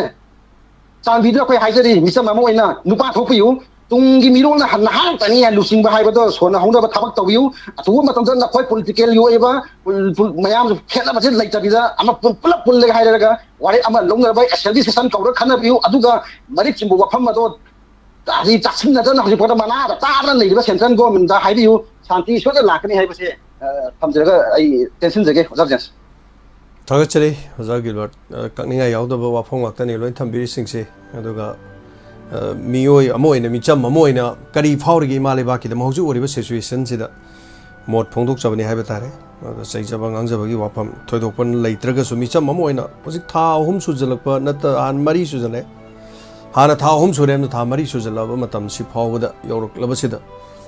kari no khoi tawri se do kana na no masi bo hojibu kham na lege dawri se yes santi la hai si am sawi mem mai bel sing santi ji kadai la ino na yam kan hai santi ji mi magi maming oira me ga na am na so sida so hai bi reise phagi oina di hairai wani aduna oriba situation sida kari tawgadabano haibadu kari tawgadabano ngarang so si baksang mangi haise tagi nate siribani du gi haksang du mamang da sikhi bidu su chief minister gi banglo da mamang da thamna na ba yam kan hona ki aduna ngarang gi su thamna ba hona ki bani na asiba masado singjamai de gi mamang ki singjamai khetri lekai da mo leram ki khetri lekai de gi kongbo che kolom da mo leram ki sumai tawdan yam kuina thina ki ada asi baksang ani du bo du ko thi ba da du da ngam da ba ko intelligence hai tare kya son grabano matam kya amarum changaga namdana bodi lokthon gi mokta si baksang thamjan ki hello minga ba telefon ha bise hello sir ꯑꯩ phone ꯇꯧꯖꯔꯛꯏꯕ ꯑꯩ ꯀ꯭ꯋꯥꯁꯤꯐꯥꯏ ꯃꯌꯥꯏ ꯂꯩꯀꯥꯏꯗꯒꯤ ꯕꯤꯅꯣꯗꯤꯅꯤ ꯈꯨꯝꯗꯥꯝꯅꯤ ꯁꯥꯔ ꯇꯔꯥꯝꯂꯛꯆꯔꯤ madam ꯊꯥ ꯃꯔꯤ ꯐꯥꯔꯛꯀꯗꯧꯔꯦ ꯃꯌꯥꯝ ꯑꯩꯈꯣꯏ ꯊꯦꯡꯅꯗꯕ ꯄꯨꯟꯗꯕ ꯐꯥꯔꯛꯀꯗꯧꯔꯦ ꯁꯥꯔ ꯍꯣꯏ ꯌꯥꯝ ꯍꯣꯏ ꯅꯨꯡꯉꯥꯏꯇꯖꯥꯠꯅꯤ ꯎꯝ ꯏꯔꯝꯗꯝ ꯏꯔꯩꯕꯥꯛꯀꯤ ꯅꯨꯡꯉꯥꯏꯇꯕꯅꯤ ꯗꯥꯏꯃꯟ ꯎꯅꯗꯕ ꯆꯠꯇꯕ ꯀꯔꯤꯅꯣ ꯄꯥꯎ ꯏ ꯑꯃꯠꯇ ꯈꯪꯗꯕꯒꯅꯦ ꯑꯗꯨ ꯅꯍꯥꯟ ꯎꯝ ꯑꯩꯈꯣꯏ ꯒꯣꯕꯤꯟꯗꯒꯤ ꯁꯥꯔꯒꯤ ꯍꯛꯆꯥꯡꯒꯤ ꯄꯥꯎ ꯇꯥꯖꯔꯦ ꯑꯗꯣ ꯍꯧꯖꯤꯛ ꯅꯨꯡꯉꯥꯏꯇꯕ ꯀꯩꯁꯨ ꯊꯣꯏꯗꯣꯛꯅ ꯂꯩꯇ꯭ꯔꯦꯀꯣ ꯄ꯭ꯔꯣꯒꯥꯝ ꯇꯧꯕꯤꯔꯤꯅꯤꯀꯣ ꯍꯧꯖꯤꯛꯁꯦ ꯄ꯭ꯔꯣꯒꯥꯝ ꯇꯧꯔꯤ ꯄ꯭ꯔꯣꯒꯥꯝ ꯂꯥꯏꯚꯅꯤ ꯍꯧꯖꯤꯛ ꯑꯗꯨꯝ ꯇꯧꯖꯔꯤ ꯍꯥꯏꯕ ꯇꯥꯔꯦ ꯑꯗꯣ ꯑꯩ ꯌꯨꯝꯗꯒꯤ ꯃꯄꯥꯟꯕꯨꯗꯤ ꯈꯔ ꯊꯣꯛꯇ꯭ꯔꯦ ꯑꯗꯨꯕꯨ ꯆꯦꯛꯑꯞ ꯑꯇꯩ ꯑꯇꯩ ꯈꯔ ꯆꯠꯂꯒ ꯑꯗꯨꯝ ꯈꯔ ꯆꯠꯄ ꯈꯣꯠꯄ ꯍꯧꯔꯅꯤ ꯆꯠꯀꯗꯧꯕꯒꯤ ꯈꯣꯡꯁꯤ ꯊꯥꯡꯗꯨꯅ ꯂꯩꯔꯦ ꯃꯔꯝꯗꯤ ꯑꯗꯨꯝ ꯏꯔꯩꯄꯥꯛ ꯏꯔꯝꯗꯝꯁꯤ ꯍꯧꯖꯤꯛ ꯊꯣꯛꯂꯤꯕ ꯊꯧꯗꯣꯛ ꯋꯥꯊꯣꯛꯁꯤꯡ ꯃꯌꯥꯝꯁꯤꯅ ꯃꯔꯝ ꯑꯣꯏꯔꯀꯥꯟꯗ ꯑꯩꯈꯣꯏ ꯐꯝꯗꯨꯅ ꯂꯩꯕ ꯌꯥꯔꯛꯇ꯭ꯔꯦ ꯑꯃꯗ ꯀꯗꯥꯏꯗ ꯌꯥꯔꯛꯇ꯭ꯔꯦ ꯑꯋꯥ ꯁꯥꯔ ꯑꯅꯥ ꯂꯩꯔꯤꯕꯒꯦ ꯍꯥꯏꯗꯅ ꯑꯋꯥ ꯑꯅꯥ ꯊꯤꯗꯅ ꯃꯇꯦꯡ ꯄꯥꯡꯕꯒꯤ ꯊꯕꯛ ꯆꯠꯀꯗꯕꯒꯤ ꯈꯣꯡꯁꯦ ꯊꯥꯡꯒꯠꯇꯅ ꯂꯩꯔꯕꯅꯤ ꯍꯥꯏꯇꯥꯔꯦ ꯃꯦꯗꯥꯝ ꯑꯧ ꯁꯥꯔ ꯌꯥꯝ ꯅꯨꯡꯉꯥꯏꯖꯔꯦ ꯉꯁꯤ ꯐꯪꯕꯁꯦ ꯎꯝ ꯄꯨꯛꯅꯤꯡꯒꯁꯦ ꯌꯥꯝ ꯅꯨꯡꯁꯤ ꯍꯣꯏ ꯑꯃꯨꯛ ꯍꯣꯏ ꯌꯥꯏꯐꯕ ꯅꯨꯃꯤꯠ ꯑꯃ ꯂꯥꯛꯀꯗꯧꯕꯒ ꯃꯥꯜꯂꯤ ꯍꯣꯏ ꯍꯣꯏ ꯑꯩꯅ ꯑꯩꯈꯣꯏꯅ ꯅꯦꯠꯁꯨ ꯌꯥꯗ꯭ꯔꯕꯅꯤꯅ ꯈꯒ ꯁꯟꯗꯣꯛꯑꯦꯗꯤ ꯇꯥꯔꯒ ꯁꯟꯗꯣꯛꯏꯕ꯭ꯔꯥ ꯁꯟꯗꯣꯛꯇꯕ ꯀꯔꯤꯝꯇ ꯈꯪ ꯉꯝꯗ꯭ꯔꯕ ꯑꯗꯣ ꯑꯩꯅ ꯎꯝ ꯄꯨꯛꯅꯤꯡ ꯋꯥꯔꯣꯟꯗ ꯑꯩꯈꯣꯏ ꯇꯥꯕ ꯐꯪꯗ꯭ꯔꯁꯨ ꯌꯨꯇꯨꯕ ꯌꯥꯗꯁꯨ ꯐꯣꯜ ꯀꯣꯜ ꯇꯧꯔꯒ ꯌꯦꯡꯒꯦꯅ ꯌꯦꯡꯖꯔꯛꯏꯅꯤ ꯁꯥꯔ ꯉꯁꯥꯏꯗꯩ ꯑꯣꯠꯄꯅꯦ ꯂꯥꯏꯕꯛ ꯐꯗꯅ ꯍꯧꯖꯤꯛ ꯐꯪꯉꯦ ꯍꯣꯏ ꯍꯣꯏ ꯀꯩꯁꯨ ꯑꯗꯣ ꯀꯥꯏꯕ ꯂꯩꯇꯦ ꯑꯗꯨꯝ ꯈꯪꯕꯤꯅꯤꯡꯉꯁꯨ ꯑꯗꯨꯝ ꯇꯦꯛꯁ ꯃꯦꯁꯦꯖ ꯑꯣꯏꯔꯁꯨ ꯀꯣ ꯑꯍꯥꯡꯕ ꯃꯇꯝꯗ ꯑꯗꯨꯝ ꯀꯣꯜ ꯇꯧꯕꯤꯕꯁꯨ ꯌꯥꯏ ꯑꯗꯨꯒ ꯇꯦꯛꯁ ꯃꯦꯁꯦꯖ ꯑꯣꯏꯔꯁꯨ ꯍꯦꯛꯇ ꯇꯧꯕꯤꯔꯛꯑꯣ ꯑꯩ ꯑꯀꯨꯞꯄ ꯅꯣꯡꯃ ꯈꯪꯕꯤꯅꯤꯡꯕ ꯂꯩꯔꯁꯨ ꯇꯧꯖꯕꯅꯦ ꯑꯗꯩꯗ ꯎꯝ ꯀꯩꯅꯣ ꯑꯩꯈꯣꯏꯒꯤ ꯈꯨꯂꯪꯒꯤ ꯏꯆꯤꯟ ꯏꯅꯥꯎ ꯃꯌꯥꯝꯗꯨꯅ ꯍꯥꯏꯅꯤ ꯑꯁ ꯏꯆꯦ ꯀꯌꯥ ꯅꯨꯡꯉꯥꯏꯇ꯭ꯔꯅꯣꯗ ꯁꯥꯗꯣ ꯑꯃꯨꯛꯇ ꯐꯣꯟꯗꯣ ꯑꯣꯠꯄꯤꯌꯨ ꯑꯣꯠꯄꯤꯌꯨꯅ ꯅꯣꯡꯃꯁꯨ ꯈꯨꯂꯪ ꯃꯐꯝꯗꯒꯤ ꯑꯃꯨꯛꯇꯪ ꯑꯣ ꯑꯣꯠꯄꯗ ꯄꯥꯏꯔꯛꯇꯕꯗꯨꯗ ꯑꯩ ꯃꯤ ꯁꯥꯔ ꯌꯥꯝ ꯆꯤꯜꯂꯝꯒꯅꯤꯌꯦꯅ ꯇꯧꯔꯒ ꯑꯩ ꯗꯣꯛꯇꯔꯒꯤ ꯃꯅꯥꯛꯇ ꯂꯩꯔꯤꯉꯩ ꯈꯣꯠꯂꯤꯉꯩ ꯑꯣꯏꯔꯝꯃꯅꯤ ꯑꯗꯨ ꯑꯣ ꯊꯥ ꯑꯗꯨꯒꯨꯝꯕ ꯑꯍꯨꯝꯁꯤꯗꯤ ꯑꯣꯏꯔꯝꯃꯅꯤ ꯁꯥꯔ ꯑꯗꯨꯗꯤ ꯗꯣꯛꯇꯔ ꯑꯗꯨꯝ ꯆꯠꯇꯅ ꯂꯩꯔꯦ ꯍꯥꯏꯇꯥꯔꯦ ꯍꯟꯒꯠ ꯍꯟꯗ ꯆꯠꯇꯅ ꯑꯗꯨꯝ ꯂꯩꯕꯀꯣ ꯍꯣꯏ ꯎꯝ ꯑꯗꯨ ꯐꯔꯦ ꯁꯥꯔ ꯑꯗꯨꯗꯤ ꯎꯝ ꯉꯁꯤꯒꯤ ꯁꯤꯒꯨꯝꯕ ꯈꯣꯟꯖꯦꯜ ꯇꯥꯕꯁꯦ ꯌꯥꯝꯅꯁꯨ ꯅꯨꯡꯉꯥꯏꯔꯦ ꯑꯗꯨꯒ ꯄ꯭ꯔꯣꯒꯥꯝꯁꯨ ꯁꯟꯗꯣꯛꯑꯦ ꯇꯥꯕꯗ ꯑꯗꯣ ꯁꯥꯔꯒꯤ ꯍꯛꯆꯥꯡꯁꯨ ꯏꯁꯣꯔꯅ ꯇꯥꯏꯕꯪ ꯃꯄꯨꯅ ꯆꯥꯟꯕꯤꯗꯅ ꯌꯥꯝꯅ ꯌꯥꯡꯅ ꯐꯒꯠꯂꯛꯄ ꯍꯦꯟꯅ ꯍꯥꯟꯅꯒꯤ ꯄꯥꯡꯒꯜ ꯁꯛꯇꯤ ꯍꯥꯞꯄꯤꯕ ꯎꯝ ꯑꯣꯏꯔꯁꯅꯨ ꯂꯣꯏꯅ ꯉꯝꯕ ꯑꯗꯨꯒ ꯏꯃꯥ ꯏꯔꯝꯗꯝ ꯏꯔꯩꯕꯥꯛꯁꯤꯒꯤ ꯌꯥꯏꯐꯅꯕ ꯑꯃꯨꯛꯇꯪ ꯑꯩꯈꯣꯏ ꯃꯌꯥꯝ ꯈꯨꯠꯁꯝꯅꯗꯅ ꯏꯁꯣꯔ ꯅꯤꯡꯗꯅ ꯑꯉꯝ ꯑꯉꯝꯕ ꯃꯥꯒꯤ ꯂꯥꯏꯟ ꯂꯥꯏꯟ ꯍꯣꯠꯅꯃꯤꯟꯅꯔꯁꯤ ꯁꯥꯔ ꯄꯨꯝꯅꯃꯛ ꯌꯥꯏꯐꯕ ꯑꯃꯨꯛꯇ ꯑꯣꯏꯃꯤꯟꯅꯁꯤ ꯊꯋꯥꯏꯁꯤ ꯌꯥꯝꯅ ꯅꯨꯡꯉꯥꯏꯐꯝ ꯈꯪꯗ꯭ꯔꯦ ꯁꯥꯔ ꯊꯥꯒꯠꯆꯔꯤ ꯃꯦꯗꯝ ꯍꯣꯏ ꯑꯩꯈꯣꯏ ꯄꯨꯛꯅꯤꯡ ꯀꯩꯁꯨ ꯁꯣꯟꯊꯒꯨꯝꯁꯤ ꯍꯣꯏ ꯁꯥꯔ ꯊꯕꯛ ꯑꯃ ꯇꯧꯕ ꯑꯗꯨꯒ ꯊꯕꯛ ꯑꯃ ꯄꯥꯡꯊꯣꯛꯅꯕ ꯍꯣꯠꯅꯕꯗ ꯑꯗꯨꯝ ꯍꯣꯠꯅꯕꯒꯤ ꯃꯈꯥ ꯄꯣꯜꯂꯦ ꯍꯥꯏꯇꯥꯔꯦ ꯑꯗꯨꯅ ꯍꯦꯛ ꯍꯣꯏ ꯍꯣꯏ ꯑꯩꯈꯣꯏ ꯁꯥꯔ ꯎꯍꯩ ꯑꯃ ꯊꯥꯕꯗ ꯎꯍꯩꯗꯣ ꯍꯦꯛ ꯊꯥꯕꯒ ꯑꯩꯈꯣꯏꯅ ꯃꯍꯩ ꯆꯥꯕ ꯌꯥꯗꯦ ꯎꯍꯩꯗꯨ ꯆꯥꯎꯅꯕ ꯍꯣꯠꯅꯕ ꯇꯥꯏ ꯇꯤꯟ ꯀꯥꯡ ꯈꯔ ꯇꯥꯔꯛꯀꯅꯤ ꯈꯔ ꯍꯣꯠꯅꯕ ꯇꯥꯏ ꯈꯔ ꯉꯥꯛ ꯁꯦꯟꯕ ꯇꯥꯏ ꯄꯥꯝꯕꯤ ꯑꯃ ꯁꯦꯝꯕ ꯇꯥꯏ ꯄꯥꯝꯕꯤꯗꯨ ꯁꯦꯝꯂꯒ ꯃꯍꯩ ꯆꯥꯅꯅꯕ ꯍꯣꯠꯅꯕ ꯍꯥꯏꯁꯦ ꯑꯩꯈꯣꯏ ꯃꯤꯑꯣꯏꯕꯒꯤ ꯃꯊꯧꯅꯤ ꯑꯗꯨꯅ ꯊꯥꯒꯠꯆꯔꯤ ꯄꯨꯟꯁꯤꯁꯨ ꯑꯗꯨꯃꯛꯅꯤ ꯑꯩꯈꯣꯏꯒꯤ ꯄꯨꯟꯁꯤꯗ ꯑꯩꯈꯣꯏꯅ ꯍꯤꯡꯂꯤꯕ ꯄꯨꯟꯁꯤ ꯑꯗꯨꯝ ꯃꯇꯝ ꯄꯨꯝꯅꯃꯛꯇ ꯅꯨꯡꯉꯥꯏꯗꯨꯅ ꯂꯩꯒꯅꯤ ꯍꯥꯏꯕ ꯂꯩꯇꯦ ꯑꯃꯨꯛ ꯋꯥꯒꯅꯤ ꯑꯃꯨꯛ ꯁꯣꯏꯒꯅꯤ ꯑꯃꯨꯛ ꯀꯞꯀꯅꯤ ꯑꯃꯨꯛ ꯅꯥꯒꯅꯤ ꯁꯤꯅꯤ ꯍꯥꯏꯕ ꯇꯥꯏ ꯑꯗꯨꯕꯨ ꯍꯟꯗꯛ ꯊꯣꯛꯂꯤꯕ ꯊꯧꯗꯣꯛꯁꯤ ꯌꯥꯝ ꯅꯨꯡꯉꯥꯏꯇꯕ ꯊꯧꯗꯣꯛꯅꯤ ꯍꯥꯏꯖꯕ ꯇꯥꯏ ꯈꯔ ꯐꯔꯛꯑꯦ ꯈꯔ ꯏꯪꯊꯔꯛꯑꯦ ꯈꯜꯂꯨꯔꯒ ꯉꯔꯥꯡ ꯅꯍꯥꯟꯒꯤ ꯊꯧꯗꯣꯛ ꯑꯗꯨꯗꯒꯤ ꯑꯃꯨꯛ ꯍꯦꯟꯅ ꯀꯟꯁꯤꯟꯈ꯭ꯔꯦ ꯑꯁꯣꯝꯗꯁꯨ ꯑꯁꯤꯕ ꯌꯥꯎꯔꯦ ꯁꯣꯝꯗꯁꯨ ꯑꯁꯤꯕ ꯌꯥꯎꯔꯦ ꯑꯗꯣ ꯄꯨꯝꯅꯃꯛꯁꯤꯡ ꯑꯁꯤ ꯀꯅꯥꯅ ꯈꯥꯝꯒꯗꯧꯔꯤꯅꯣ ꯍꯥꯏꯕ ꯉꯁꯤꯒꯤ ꯄꯥꯎꯆꯦꯗ ꯈꯥꯝꯕꯤꯅꯕ ꯂꯩꯇꯕꯗꯒꯤ ꯀꯥꯡꯂꯨꯞ ꯑꯅꯤꯒꯤ ꯃꯔꯛꯇ ꯍꯦꯟꯒꯠꯂꯦ ꯊꯥꯒꯠꯆꯔꯤ ꯃꯦꯗꯝ ꯁꯔꯨꯛ ꯌꯥꯕꯤꯔꯛꯄ ꯑꯁꯤꯒꯤꯗꯃꯛ ꯃꯔꯛ ꯃꯔꯛꯇ ꯑꯗꯨꯝ ꯁꯔꯨꯛ ꯌꯥꯕꯤꯔꯣ ꯊꯥꯒꯠꯆꯔꯤ ꯁꯦꯛꯁꯄꯤꯌꯔ ꯉꯁꯤꯗꯤ ꯅꯦꯠꯁꯤ ꯈꯔ ꯅꯨꯡꯉꯥꯏꯇꯕ ꯅꯨꯃꯤꯠ ꯑꯣꯏꯔꯦ ꯑꯆꯨꯝꯕꯅꯤ ꯉꯁꯤꯅ ꯅꯦꯠꯁꯤꯒꯤ ꯑꯩꯈꯣꯏꯒꯤ ꯅꯦꯠꯀꯤ ꯑꯣꯟꯕꯗ ꯍꯥꯏꯇꯥꯔꯦꯀꯣ ꯌꯥꯝ ꯅꯨꯡꯉꯥꯏꯇꯕ ꯑꯞꯂꯣꯗ ꯗꯥꯎꯟꯂꯣꯗꯇꯕꯨ 2 Mbps ꯌꯧꯗꯕ ꯋꯥꯅꯤ 1.5 1.9 ꯑꯣꯏꯕꯩ ꯋꯥꯅꯤ ꯈ꯭ꯋꯥꯏꯗꯒꯤ ꯁꯣꯟꯕ ꯑꯣꯏꯈ꯭रे 100 Mbpsꯅꯤ ꯍꯜꯂꯣ ꯑꯣꯖꯥ ꯄ꯭ꯔꯃꯣꯗ ꯇꯔꯥꯝꯂꯛꯆꯔꯤ ꯊꯥꯒꯠꯆꯔꯤ ꯑꯣꯖꯥ ꯑꯩ ꯋꯥꯐꯝ ꯑꯃ ꯍꯦꯛꯇ ꯐꯣꯡꯗꯣꯛꯆꯒꯦ ꯑꯣꯖꯥ ꯇꯥꯛꯄꯤꯌꯨ ꯑꯣꯖꯥ ꯑꯩꯈꯣꯏꯒꯤ ꯃꯌꯥꯝꯅꯁꯨ ꯌꯥꯝꯅ ꯍꯥꯏꯕꯤꯈ꯭ꯔꯦ ꯉꯁꯤꯒꯤꯁꯦ ꯑꯩꯁꯨ ꯃꯌꯥꯏꯋꯥꯏꯗꯒꯤꯗꯤ ꯇꯥꯖꯕꯅꯦ ꯑꯗꯨꯕꯨ ꯈꯤꯇꯪ ꯑꯩꯒꯤ ꯏꯃꯥꯟꯅꯔꯞꯇꯤ ꯇꯥꯕ ꯌꯥꯏ ꯑꯗꯣ ꯑꯩꯁꯨ ꯃꯣꯠ ꯃꯆꯥ ꯑꯃ ꯑꯗꯨꯝ ꯐꯣꯡꯗꯣꯛꯀꯦꯕꯀꯣ ꯍꯥꯏꯕꯤꯌꯨ ꯀꯩꯅꯣꯅꯦ ꯑꯩꯈꯣꯏꯒꯤ ꯑꯣꯅꯔꯦꯕꯜ ꯁꯦꯝꯅ ꯑꯩꯈꯣꯏꯒꯤ ꯍꯥꯏꯕꯤꯔꯤꯕ ꯂꯤꯗꯔ ꯌꯥꯝꯃꯟꯈ꯭ꯔꯦ ꯀꯅꯥꯒ ꯋꯥꯔꯤ ꯁꯥꯟꯅꯗꯣꯏꯅꯣ ꯈꯪꯗꯦ ꯑꯗꯨꯅ ꯑꯃꯠꯇ ꯑꯣꯏꯅ ꯄꯨꯟꯁꯤꯟꯕꯤꯌꯨꯅ ꯍꯥꯏꯔꯤꯁꯦ ꯃꯁꯤ ꯑꯩꯈꯣꯏ ꯃꯌꯥꯝꯗꯨ ꯇꯣꯉꯥꯟ ꯇꯣꯉꯥꯟꯕ ꯑꯣꯔꯒꯅꯥꯏꯖꯦꯁꯟ ꯂꯩꯔꯒꯁꯨ ꯑꯩꯈꯣꯏ ꯃꯌꯥꯝꯒꯤ ꯑꯣꯏꯕ ꯃꯤꯍꯨꯠ ꯂꯤꯗꯔꯗꯤ ꯃꯥꯅꯦꯕ ꯊꯥꯒꯠꯂꯤꯁꯦ ꯑꯗꯣ ꯑꯩꯈꯣꯏꯒꯤ ꯂꯤꯗꯔꯗꯤ ꯃꯥꯅ ꯂꯤꯗꯔ ꯑꯣꯏꯗꯗꯅ ꯑꯩꯈꯣꯏ ꯃꯌꯥꯝꯗ ꯑꯃꯨꯛ ꯂꯤꯗꯔ ꯑꯃꯨꯛ ꯁꯤꯟꯅ ꯊꯣꯛꯂꯛꯄꯒꯤ ꯃꯑꯣꯡ ꯑꯃ ꯍꯥꯏꯕꯁꯦ ꯃꯁꯤꯃꯗꯤ ꯑꯩꯅ ꯁꯨꯝ ꯂꯤꯗꯔ ꯃꯥ ꯂꯩꯅ ꯑꯩꯈꯣꯏꯅ ꯑꯃꯨꯛ ꯂꯤꯗꯔ ꯑꯣꯏꯌꯨ ꯀꯅꯥꯅꯣ ꯑꯃ ꯈꯜꯂꯛꯎꯒ ꯍꯥꯏꯕꯁꯤ ꯅꯨꯡꯉꯥꯏꯒꯗꯕ ꯑꯗꯨꯏ ꯁꯔꯨꯛꯄꯨꯗꯤ ꯃꯥꯅ ꯑꯣꯏꯅ ꯑꯩꯈꯣꯏ ꯃꯌꯥꯝꯒꯤ ꯃꯤꯍꯨꯠ ꯊꯥꯒꯠꯄꯅꯤꯅ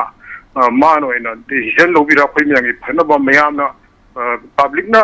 ꯀꯔꯤ ꯍꯥꯏꯅꯔꯤ ꯍꯥꯏꯕꯒꯤ ꯍꯧꯖꯤꯛꯀꯤ ꯑꯣꯏꯕ ꯏꯍꯧꯁꯦ ꯃꯩꯇꯩ ꯃꯌꯥꯝꯒꯤ ꯏꯍꯧꯁꯤ ꯄꯥꯝꯅꯔꯤꯕ ꯈꯣꯟꯖꯦꯜꯁꯤꯡꯁꯤ ꯃꯥꯅ ꯃꯗꯨ ꯊꯕꯛ ꯑꯣꯏꯅ ꯄꯥꯡꯊꯣꯛꯄꯗꯨ ꯄꯥꯝꯖꯕ ꯑꯗꯨꯒ ꯃꯥꯅ ꯑꯃꯨꯛꯁꯨ ꯍꯥꯏꯔꯤꯕ ꯑꯩꯈꯣꯏꯒꯤ 1997 ꯑꯃꯗꯤ 1980ꯗ ꯂꯣꯏꯅ ꯈꯣꯏꯅ ꯆꯠꯂꯝꯃꯦ ꯃꯗꯨꯗꯒꯤ ꯂꯣꯏꯅ ꯌꯥꯔꯝꯗ꯭ꯔꯦ ꯌꯥꯝ ꯂꯥꯜꯂꯝꯃꯦꯅ ꯍꯥꯏꯔꯤꯑꯕ ꯑꯗꯣ ꯍꯥꯏꯔꯤꯕꯁꯤꯡꯗꯣ ꯑꯣꯀꯦ ꯂꯥꯜꯂꯝꯃꯤꯗꯣ ꯑꯔꯥꯟꯕꯗꯨꯗꯤ ꯑꯦꯛꯇ ꯂꯥꯟꯅ ꯆꯠꯄꯅꯦꯕ ꯋꯥꯔꯤ ꯑꯃꯗ ꯏꯝꯕꯦꯂꯦꯟꯁ ꯑꯣꯏꯕ ꯅꯤꯌꯣꯝ ꯅꯤꯇꯤ ꯂꯩꯔꯦ ꯇꯥꯛꯄꯅꯦꯕ ꯑꯩꯈꯣꯏꯒꯤ ꯑꯦꯁꯦꯝꯕ꯭ꯂꯤꯗ ꯑꯗꯒꯤ ꯑꯦꯛꯇ ꯕꯤꯜꯗ ꯑꯗꯒꯤ ꯂꯣꯗꯀꯣ ꯑꯗꯣ ꯑꯔꯥꯟꯕ ꯂꯣ ꯑꯣꯏꯔꯒꯗꯤ ꯃꯗꯨ ꯁꯦꯝꯗꯣꯛꯄꯤꯌꯣꯕ ꯑꯦꯃꯦꯟ ꯇꯧꯕꯤꯌꯣꯕ ꯑꯩꯅ ꯄꯥꯝꯖꯕꯁꯦ ꯑꯗꯨꯅ ꯃꯥꯟꯅꯕ ꯑꯩꯈꯣꯏꯒꯤ ꯆꯞ ꯃꯥꯟꯅꯕ ꯑꯩꯈꯣই ꯂꯩꯃꯤꯟꯅꯔꯤꯁꯤ ꯏꯆꯤꯟ ꯏꯅꯥꯎꯅ ꯍꯥꯏꯔꯦ ꯃꯆꯤꯟ ꯃꯅꯥꯎ ꯑꯃꯗ ꯑꯩꯈꯣꯏꯒꯤ ꯚꯥꯏꯁ ꯂꯩꯕ ꯑꯗꯒꯤ ꯏꯝꯕꯦꯂꯦꯟꯁ ꯑꯣꯏꯕ ꯋꯥꯐꯝꯗꯤ ꯊꯕꯛꯇꯤ ꯇꯧꯕꯤꯗꯕ ꯆꯞ ꯃꯥꯟꯅꯕ ꯃꯑꯣꯡꯗ ꯃꯤꯠꯌꯦꯡ ꯑꯃꯇꯗ ꯌꯦꯡꯕꯤꯔꯒꯗꯤ ꯑꯗꯨꯃꯥꯏꯅ ꯃꯁꯤꯃꯗꯤ ꯆꯨꯝꯅ ꯇꯧꯁꯤ ꯑꯗ ꯅꯣꯏ ꯅꯍꯥꯟ ꯇꯧꯁꯤꯗꯣ ꯁꯤꯌꯥꯔꯗꯣ ꯆꯥꯎꯃꯜꯂꯤ ꯍꯟꯗꯛꯀꯤꯁꯤꯃꯗꯤ ꯁꯤꯌꯥꯔꯗꯣ ꯆꯞ ꯃꯥꯟꯅꯅ ꯇꯧꯁꯤ ꯃꯥꯟꯅꯗ꯭ꯔꯒꯁꯨ ꯄꯣꯏꯟ ꯈꯔ ꯍꯦꯜꯂꯒꯁꯨ ꯃꯁꯤꯃꯗꯤ ꯃꯥꯟꯅꯍꯜꯂꯁꯤ ꯍꯥꯏꯗꯅ ꯑꯦꯃꯦꯟ ꯇꯧꯊꯣꯛꯄꯒꯤ ꯋꯦꯕ ꯑꯃꯇꯪ ꯁꯦꯝꯕꯤꯔꯒ ꯃꯣꯏꯅ ꯑꯉꯝꯕꯅꯤ ꯃꯣꯏꯅ ꯂꯤꯗꯔꯅꯤ ꯃꯣꯏꯅ ꯃꯀꯣꯛꯅꯤ ꯑꯗꯨꯃꯥꯏꯅ ꯇꯧꯔꯒ ꯑꯦꯃꯦꯟ ꯇꯧꯊꯣꯛꯄꯤꯔꯣ ꯁꯤꯃꯇꯪ ꯑꯩ ꯊꯝꯖꯅꯤꯡꯉꯦꯕꯀꯣ ꯇꯧꯔꯝꯕ ꯑꯁꯣꯏꯕꯗꯨꯗ ꯁꯨꯝ ꯉꯥꯡꯁꯜꯂꯒ ꯃꯥꯁꯨ ꯃꯇꯝꯗꯨꯒꯤ ꯑꯣꯏꯅꯕ ꯇꯧꯔꯒ ꯆꯠꯈꯤꯅꯣꯕ ꯃꯥꯁꯨ ꯈꯔꯗꯤ ꯁꯦꯝꯗꯣꯛꯄꯤꯔꯝꯃꯣꯕ ꯑꯗꯨꯒ ꯃꯊꯪꯗ ꯂꯥꯛꯀꯗꯕ ꯑꯣꯏꯔꯁꯨ ꯑꯦꯅꯤ ꯑꯃ ꯑꯣꯏꯔꯣ ꯑꯩꯈꯣꯏꯒꯤ ꯗꯣꯜ ꯃꯥꯟꯅꯗꯕꯁꯤꯡꯁꯨ ꯃꯅꯝꯗꯤ ꯂꯣꯏ ꯅꯝꯊꯤꯕ ꯃꯅꯝ ꯉꯥꯛꯇꯅꯦꯕ ꯃꯣꯏꯁꯦ ꯅꯨꯡꯁꯤꯕ ꯃꯅꯝ ꯑꯝꯇ ꯌꯥꯎꯗꯦꯕ ꯑꯗꯨꯅ ꯃꯣꯏ ꯑꯃꯁꯨ ꯀꯅꯥꯅ ꯍꯦꯜꯂꯤ ꯍꯦꯟꯗꯦꯁꯨ ꯑꯩꯈꯣꯏ ꯍꯥꯏꯕ ꯉꯝꯗꯦ ꯑꯗꯨꯅ ꯂꯣꯏꯅ ꯑꯐꯕ ꯑꯩꯈꯣꯏ ꯇꯨꯡꯒꯤ ꯃꯤꯔꯣꯟꯅ ꯃꯣꯏꯕꯨ ꯍꯌꯦꯡ ꯁꯤꯈ꯭ꯔꯀꯥꯟꯗ ꯂꯩ ꯃꯅꯥ ꯑꯃ ꯀꯠꯅꯤꯡꯅꯕꯒꯤ ꯇꯧꯕꯤꯔꯝꯃꯣ ꯊꯕꯛꯁꯤꯃ ꯍꯥꯏꯖꯅꯤꯡꯉꯦ ꯑꯗꯨꯒ ꯃꯊꯪꯗ ꯑꯩꯅ ꯑꯃꯨꯛ ꯈꯤꯇꯪ ꯁꯥꯡꯗꯖꯅꯤꯡꯕꯗ ꯑꯩꯈꯣꯏꯒꯤ ꯄꯤꯄꯜꯁꯤꯡꯁꯦ ꯑꯩꯈꯣꯏꯒꯤ ꯄ꯭ꯔꯖꯥ ꯃꯌꯥꯝꯁꯤꯡꯁꯦ ꯁꯝꯅ ꯍꯥꯏꯔꯕꯗ ꯀꯣꯀꯣꯃꯤ ꯈꯪꯗꯦ ꯑꯗꯒꯤ ꯑꯃꯨꯛꯄꯨ ꯈꯪꯗꯦ ꯌꯥꯝ ꯂꯩꯔꯤꯕ ꯃꯌꯥꯝꯁꯦꯀꯣ ꯃꯣꯏꯅ ꯈꯤꯇꯪ ꯀꯃꯟ ꯑꯣꯏꯔꯦꯅ ꯑꯩ ꯄꯜꯂꯕꯅꯤ ꯋꯥꯔꯧꯕꯤꯒꯅꯨ ꯑꯦꯛꯖꯥꯝꯄꯜꯒꯤ ꯋꯥꯅꯤ ꯑꯗꯨꯅ ꯃꯣꯏ ꯃꯌꯥꯝꯁꯦ ꯗꯤꯜꯂꯤꯕꯨ ꯆꯠꯂꯨꯔꯗꯤ ꯇꯨꯃꯤꯟꯅꯇ ꯂꯩꯔꯦꯕꯀꯣ ꯑꯗꯨꯅ ꯃꯊꯪꯗꯗꯤ ꯆꯠꯄꯤꯔꯅꯨ ꯆꯠꯂꯨꯔꯁꯨ ꯆꯠꯇ꯭ꯔꯁꯨ ꯍꯥꯃꯨ ꯑꯗꯨꯝ ꯇꯥꯏꯑꯕ ꯑꯩꯈꯣꯏꯗꯗꯤ ꯄꯥꯕ꯭ꯂꯤꯛ ꯑꯩꯈꯣꯏꯗꯗꯤ ꯑꯩꯒꯤ ꯋꯥꯈꯜꯗꯗꯤ ꯑꯍꯣꯡꯕ ꯑꯗꯨꯝ ꯂꯩꯇꯦ ꯑꯗꯨꯒ ꯍꯧꯖꯤꯛꯀꯤ ꯍꯥꯏꯔꯤꯕ ꯑꯣꯔꯒꯅꯥꯏꯖꯦꯁꯟ ꯃꯌꯥꯝ ꯁꯤꯒꯨꯝꯕ ꯂꯩꯔꯤꯕ ꯃꯌꯥꯝꯁꯦ ꯑꯩꯈꯣꯏꯒꯤ ꯃꯁꯤꯡ ꯊꯤꯕ ꯉꯝꯗꯕ ꯃꯌꯥꯝꯁꯤꯡꯁꯤ ꯀꯔꯝꯍꯥꯏꯅ ꯇꯧꯔꯒ ꯑꯃꯠꯇ ꯑꯣꯏꯅ ꯄꯨꯟꯒꯅꯤ ꯍꯥꯏꯕꯗꯨ ꯍꯧꯖꯤꯛꯀꯤ ꯑꯩꯈꯣꯏꯒꯤ ꯊꯋꯥꯏ ꯃꯤꯔꯦꯟꯅꯁꯨ ꯑꯃꯠꯇ ꯑꯣꯏꯅ ꯄꯨꯟꯁꯤꯟꯕꯤꯌꯨ ꯍꯥꯏꯅ ꯆꯔꯥ ꯍꯦꯟꯗꯅ ꯏꯃꯥ ꯏꯕꯦꯟ ꯀꯌꯥ ꯑꯃꯅ ꯍꯣꯠꯅꯔꯤꯁꯦ ꯃꯁꯤ ꯁꯄꯣꯔꯠ ꯇꯧꯖꯅꯤꯡꯉꯦꯕ ꯃꯁꯤꯒꯤ ꯁꯄꯣꯔꯠ ꯑꯩꯅ ꯋꯥꯐꯝ ꯑꯃꯇꯪ ꯍꯥꯏꯖꯅꯤꯡꯉꯦꯕ ꯃꯣꯏ ꯊꯋꯥꯏ ꯃꯤꯔꯦꯟꯒꯤ ꯁꯄꯣꯔꯠꯇ ꯋꯥꯐꯝ ꯑꯃꯇꯪ ꯊꯝꯖꯅꯤꯡꯉꯦꯕꯀꯣ ꯑꯩꯈꯣꯏꯒꯤ ꯃꯅꯤꯄꯨꯔꯒꯤ ꯑꯣꯏꯕ ꯑꯄꯨꯟꯕꯒꯤ ꯂꯤꯗꯔ ꯑꯃꯇꯪ ꯊꯝꯅꯅꯕꯁꯦ ꯑꯩꯈꯣꯏ ꯃꯩꯇꯩꯒꯤ ꯑꯣꯏꯅ ꯂꯤꯗꯔ ꯑꯃꯇꯪ ꯊꯝꯅꯕꯁꯦ ꯃꯁꯤ ꯁꯝꯅ ꯍꯥꯏꯔꯕꯗ ꯀꯣꯀꯣꯃꯤꯗꯒꯤ ꯂꯤꯗꯔ ꯑꯃ ꯊꯣꯛꯂꯛꯑꯣ ꯑꯗꯒꯤ ꯀꯩꯅꯣꯗꯒꯤ ꯑꯩꯈꯣꯏꯒꯤ ꯑꯃꯨꯛꯀꯣ ꯍꯥꯏꯔꯣ ꯂꯥꯏꯛ ꯗꯦꯠ ꯁꯤꯒꯨꯝꯕ ꯃꯌꯥꯝ ꯁꯣ ꯑꯦꯟ ꯁꯣ ꯃꯌꯥꯝ ꯑꯃ ꯂꯩꯌꯦꯅꯀꯣ ꯁꯤꯗꯩ ꯑꯃꯃꯝ ꯂꯣꯏ ꯊꯣꯛꯄꯤꯔꯛꯑꯣꯕ ꯑꯗꯨꯒ ꯄꯥꯕ꯭ꯂꯤꯛ ꯑꯩꯈꯣꯏꯅ ꯃꯅꯤꯄꯨꯔꯒꯤ ꯃꯩꯇꯩꯒꯤ ꯂꯤꯗꯔ ꯈꯟꯗꯣꯏꯅꯤ ꯍꯥꯏꯔꯒ ꯑꯩꯈꯣꯏꯅ ꯑꯣꯏꯅ ꯚꯣꯇꯤꯡ ꯔꯥꯏꯠ ꯑꯃ ꯄꯤꯖꯩꯕ ꯑꯗꯨꯒꯤ ꯚꯣꯠꯇꯨꯗꯒꯤ ꯖꯦꯅꯔꯦꯜ ꯁꯦꯀ꯭ꯔꯦꯇꯔꯤ ꯂꯦꯞꯅꯤꯡꯕꯅ ꯂꯦꯞꯄꯣ ꯑꯗꯨꯗꯒꯤ ꯄ꯭ꯔꯁꯤꯗꯦꯟ ꯂꯦꯞꯅꯤꯡꯕꯅ ꯂꯦꯞꯄꯣ ꯃꯣꯏ ꯃꯌꯥꯝꯁꯤꯡꯁꯦ ꯑꯗꯨꯃꯥꯏꯅ ꯇꯧꯔ ꯂꯦꯞꯄꯤꯔꯣ ꯑꯩꯈꯣই ꯚꯣꯠ ꯄꯤꯔꯒꯦ ꯑꯗꯨꯒ ꯃꯣꯏ ꯑꯄꯨꯟꯕ ꯂꯤꯗꯔ ꯑꯃ ꯈꯜꯂꯁꯦꯕ ꯍꯟꯗꯛꯀꯤ ꯃꯇꯥꯡꯁꯤꯗ ꯑꯗꯨ ꯅꯠꯇꯅ ꯑꯩꯈꯣই ꯑꯄꯨꯟꯕ ꯑꯃꯇꯪ ꯁꯦꯝꯁꯤ ꯃꯌꯥꯝ ꯂꯣꯏ ꯂꯥꯛꯄꯤꯌꯨ ꯍꯥꯏꯔꯒ ꯀꯧꯔꯤ ꯃꯤꯗꯣ ꯂꯤꯗꯔ ꯍꯦꯛ ꯑꯣꯏꯕꯒꯤ ꯃꯑꯣꯡ ꯑꯃꯁꯨ ꯇꯧꯋꯦꯕ ꯑꯗꯨꯅ ꯑꯗꯨꯒꯨꯝꯕ ꯊꯧꯑꯣꯡꯗꯨ ꯆꯠꯊꯗꯅꯕꯒꯤꯗꯃꯛꯇ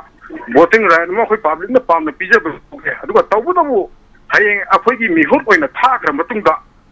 ꯑꯩꯈꯣꯏ ꯃꯤꯌꯥꯝꯒꯤ ꯚꯣꯏꯁꯀꯤ ꯃꯇꯨꯡ ꯏꯟꯅ ꯃꯣꯏꯅ ꯊꯕꯛ ꯇꯧꯒꯗꯕꯅꯦꯕ ꯃꯤꯍꯨꯠꯅꯤ ꯍꯥꯏꯅ ꯃꯣꯏꯅ ꯀꯨꯁꯤ ꯇꯧꯕ ꯑꯄꯥꯝ ꯇꯧꯕꯁꯨ ꯇꯧꯍꯟꯖꯅꯤꯡꯗꯦꯕꯀꯣ ꯑꯗꯨꯃꯥꯏꯅ ꯇꯧꯔꯒ ꯃꯣꯏꯒꯤ ꯑꯦꯛꯖꯤꯀ꯭ꯌꯨꯇꯤꯚ ꯃꯦꯝꯕꯔ ꯂꯩꯔꯒꯁꯨ ꯑꯦꯛꯖꯤꯀ꯭ꯌꯨꯇꯤꯚ ꯃꯦꯝꯕꯔꯁꯨ ꯇꯥꯟꯅꯕꯤꯌꯨ ꯑꯗꯨꯒ ꯄꯥꯕ꯭ꯂꯤꯛꯁꯨ ꯇꯥꯟꯅꯕꯤꯌꯨ ꯑꯃꯨꯛ ꯑꯗꯨꯒꯤ ꯃꯇꯨꯡꯗ ꯌꯥꯔꯦ ꯑꯣꯀꯦ ꯅꯪ ꯁꯨꯃꯥꯏꯅ ꯆꯠꯊꯔꯛꯑꯣ ꯑꯩꯈꯣꯏꯒꯤ ꯍꯧꯖꯤꯛꯀꯤ ꯑꯦꯖꯤꯇꯦꯁꯟꯁꯦ ꯍꯥꯏꯕꯗꯣ ꯑꯗꯨꯃꯥꯏꯅ ꯇꯧꯔ ꯆꯠꯊꯁꯤ ꯍꯥꯏꯅ ꯑꯩ ꯍꯥꯏꯅꯤꯡꯉꯦꯕꯀꯣ ꯑꯗꯨꯅꯦ ꯑꯣꯖꯥ ꯑꯩ ꯁꯤꯗ ꯉꯥꯏꯔ ꯊꯝꯖꯒꯦ ꯑꯣꯖꯥ ꯌꯥꯝ ꯁꯥꯡꯅ ꯍꯥꯏꯕꯁꯨ ꯅꯨꯡꯉꯥꯏꯇꯦ ꯍꯟꯖꯤꯟꯕ ꯔꯦꯀꯣꯔꯗ ꯉꯥꯛꯇ ꯑꯣꯏꯅ ꯇꯧꯔꯦ ꯑꯩꯈꯣꯏꯒꯤ ꯄꯣꯠꯁꯤꯡꯁꯦ ꯐꯅꯤ ꯑꯣꯖꯥ ꯊꯥꯒꯠꯆꯔꯤ ꯍꯧꯖꯤꯛ ꯑꯣꯏꯔꯤꯕ ꯁꯤꯆꯨꯋꯦꯁꯟꯁꯤꯗ ꯃꯤꯆꯝ ꯑꯃ ꯑꯣꯏꯅ ꯐꯥꯎꯔꯛꯄꯗ ꯆꯨꯝꯕ ꯋꯥꯐꯝꯗ ꯍꯥꯏꯔꯒꯗꯤ ꯑꯩꯈꯣꯏꯒꯤ ꯀꯩꯗꯧꯕꯒꯤ ꯉꯁꯥꯏ ꯑꯩꯅ ꯉꯔꯥꯡ ꯅꯍꯥꯟꯁꯨ ꯑꯣꯖꯥ ꯆꯤꯡꯅꯦꯅ ꯍꯥꯏꯕ ꯋꯥ ꯑꯃ ꯍꯥꯏꯕꯗꯣ ꯑꯩꯈꯣꯏ ꯁꯤꯚꯤꯜ ꯁꯣꯁꯥꯏꯇꯤꯁꯤꯡ ꯑꯃꯕꯨ ꯑꯩꯈꯣꯏꯅ ꯌꯥꯡꯅ ꯂꯧꯖꯕꯒꯤ ꯋꯥ ꯅꯠꯇꯦꯀꯣ ꯑꯇꯩ ꯂꯩꯕꯥꯛꯁꯤꯡꯗ ꯃꯤ ꯑꯇꯩ ꯂꯩꯕꯥꯛꯁꯤꯡꯗ ꯁꯤꯚꯤꯜ ꯁꯣꯁꯥꯏꯇꯤ ꯍꯥꯏꯕꯁꯤ ꯂꯩꯇꯦ ꯑꯗꯨꯅ ꯃꯌꯥꯝ ꯑꯗꯨꯝ ꯄꯨꯟꯁꯤꯜꯂꯒ ꯑꯗꯨꯝ ꯑꯣꯏꯕꯅꯦꯅ ꯑꯗꯣ ꯑꯩꯈꯣꯏꯁꯦ ꯄꯨꯟꯁꯤꯟꯅꯧ ꯌꯥꯗꯦꯁꯨ ꯑꯣꯖꯥꯅ ꯍꯥꯏꯕꯤꯔꯤ ꯑꯗꯨꯃꯥꯏꯅ ꯑꯃꯃꯝ ꯊꯣꯛꯄꯤꯔꯣꯅ ꯊꯣꯛꯍꯜꯂꯛꯑꯒ ꯑꯗꯨꯝ ꯏꯔꯦꯝ ꯂꯦꯝꯕ ꯋꯥꯟ ꯑꯩꯈꯣꯏꯒꯤ ꯏꯃꯥ ꯂꯩꯔꯤꯕ ꯃꯌꯥꯝ ꯏꯃꯥ ꯃꯩꯔꯥ ꯄꯥꯏꯕꯤ ꯂꯨꯞꯀꯤ ꯃꯌꯥꯝꯁꯤꯒꯤ ꯑꯃꯨꯛ ꯃꯍꯨꯠ ꯁꯤꯟꯗꯅ ꯍꯥꯏꯕ ꯇꯥꯏ ꯃꯗꯨꯗꯒꯤꯁꯨ ꯌꯥꯎꯍꯟꯕꯤꯔꯒ ꯑꯗ ꯃꯌꯥꯝ ꯄꯨꯝꯅꯃꯛꯅ ꯑꯩꯈꯣꯏ ꯏꯐꯣꯡ ꯐꯣꯡꯅ ꯍꯦꯛꯇ ꯑꯩꯈꯣꯏꯒꯤ ꯆꯐꯨ ꯑꯃꯗ ꯑꯗꯨꯝ ꯆꯦ ꯃꯃꯤꯡ ꯏꯔꯒ ꯁꯦꯀ꯭ꯔꯦꯇꯔꯤ ꯍꯥꯏꯔ ꯃꯃꯤꯡ ꯏꯔꯒ ꯑꯗꯨꯝ ꯊꯥꯗꯕ ꯑꯃꯨꯛ ꯑꯗꯩ ꯑꯃꯨꯛ ꯄ꯭ꯔꯁꯤꯗꯦꯟ ꯍꯥꯏꯔ ꯃꯃꯤꯡꯁꯤꯁꯨ ꯏꯔ ꯊꯣꯛ ꯊꯥꯗꯕ ꯇꯥꯞ ꯂꯧꯈꯠꯂꯒ ꯃꯗ ꯑꯣꯏꯕꯗꯣ ꯑꯗꯨꯝ ꯑꯣꯏꯔꯁꯨ ꯌꯥꯏꯗ ꯀꯔꯤ ꯍꯥꯏꯅꯤ ꯑꯗꯣ ꯃꯤꯒꯤ ꯃꯃꯥꯡꯗꯗꯤ ꯌꯥꯝ ꯏꯀꯥꯏꯕ ꯋꯥꯅꯤꯗ ꯃꯁꯤ ꯋꯥ ꯈꯟꯅꯕꯁꯤ ꯀꯔꯤꯅꯣ ꯍꯥꯏꯖꯔꯒꯗꯤ ꯂꯨꯆꯤꯡꯕ ꯂꯩꯇꯕꯗꯒꯤ ꯂꯨꯆꯤꯡꯕ ꯈꯟꯅꯅꯕꯒꯤ ꯃꯑꯣꯡꯁꯤ ꯉꯝꯅꯗꯗꯅ ꯑꯩꯈꯣꯏ ꯃꯁꯦꯟ ꯑꯗ ꯂꯥꯛꯏꯕ ꯋꯥꯍꯪꯗꯤ ꯑꯔꯣꯏꯕꯗ ꯑꯩꯈꯣꯏ ꯃꯁꯦꯟ ꯐꯥꯎꯕ ꯄꯨꯟꯁꯤꯟꯅꯕ ꯉꯝꯗ꯭ꯔꯒ ꯑꯩꯈꯣꯏꯅ ꯀꯅꯥꯒ ꯄꯨꯟꯒꯗꯧꯔꯤꯕꯅꯣ ꯀꯔꯝꯕ ꯀꯥꯡꯂꯨꯞꯀ ꯄꯨꯟꯒꯗꯧꯔꯤꯅꯣ ꯍꯥꯏꯕꯅꯤ ꯏꯃꯨꯡ ꯑꯃꯗ ꯂꯩꯔꯤꯕ ꯃꯃꯥꯗꯨꯒ ꯃꯄꯥꯗꯨꯒ ꯑꯅꯤꯗꯨ ꯌꯥꯅꯗꯦꯕ ꯃꯣꯏꯅꯤ ꯏꯁꯤꯡꯒ ꯊꯥꯎꯒ ꯑꯣꯏꯅꯩꯕ ꯅꯨꯄꯥꯗꯨꯅ ꯏꯃꯨꯡꯗ ꯍꯦꯛ ꯂꯥꯛꯄ ꯅꯨꯄꯤꯗꯨ ꯍꯦꯛ ꯆꯠꯈꯤꯕ ꯅꯨꯄꯤꯗꯨ ꯍꯦꯛ ꯂꯥꯛꯄꯒ ꯅꯨꯄꯥꯗꯨ ꯍꯦꯛ ꯆꯠꯈꯤꯕ ꯏꯃꯨꯡꯗꯨꯗ ꯃꯈꯣꯏꯅꯤ ꯆꯨꯡꯁꯟꯅꯕ ꯌꯥꯗꯕ ꯏꯃꯨꯡꯗꯨꯗ ꯃꯆꯥꯅꯨꯄꯥ ꯃꯆꯥꯅꯨꯄꯤꯁꯤꯡꯗꯣ IAS ꯐꯅꯌꯥꯝ ꯑꯣꯏꯁꯅꯨ ꯇꯣꯞꯄꯔ ꯐꯅꯌꯥꯝ ꯂꯩꯁꯅꯨ ꯂꯥꯏꯔꯤꯛ ꯐꯅꯌꯥꯝ ꯍꯩꯁꯅꯨ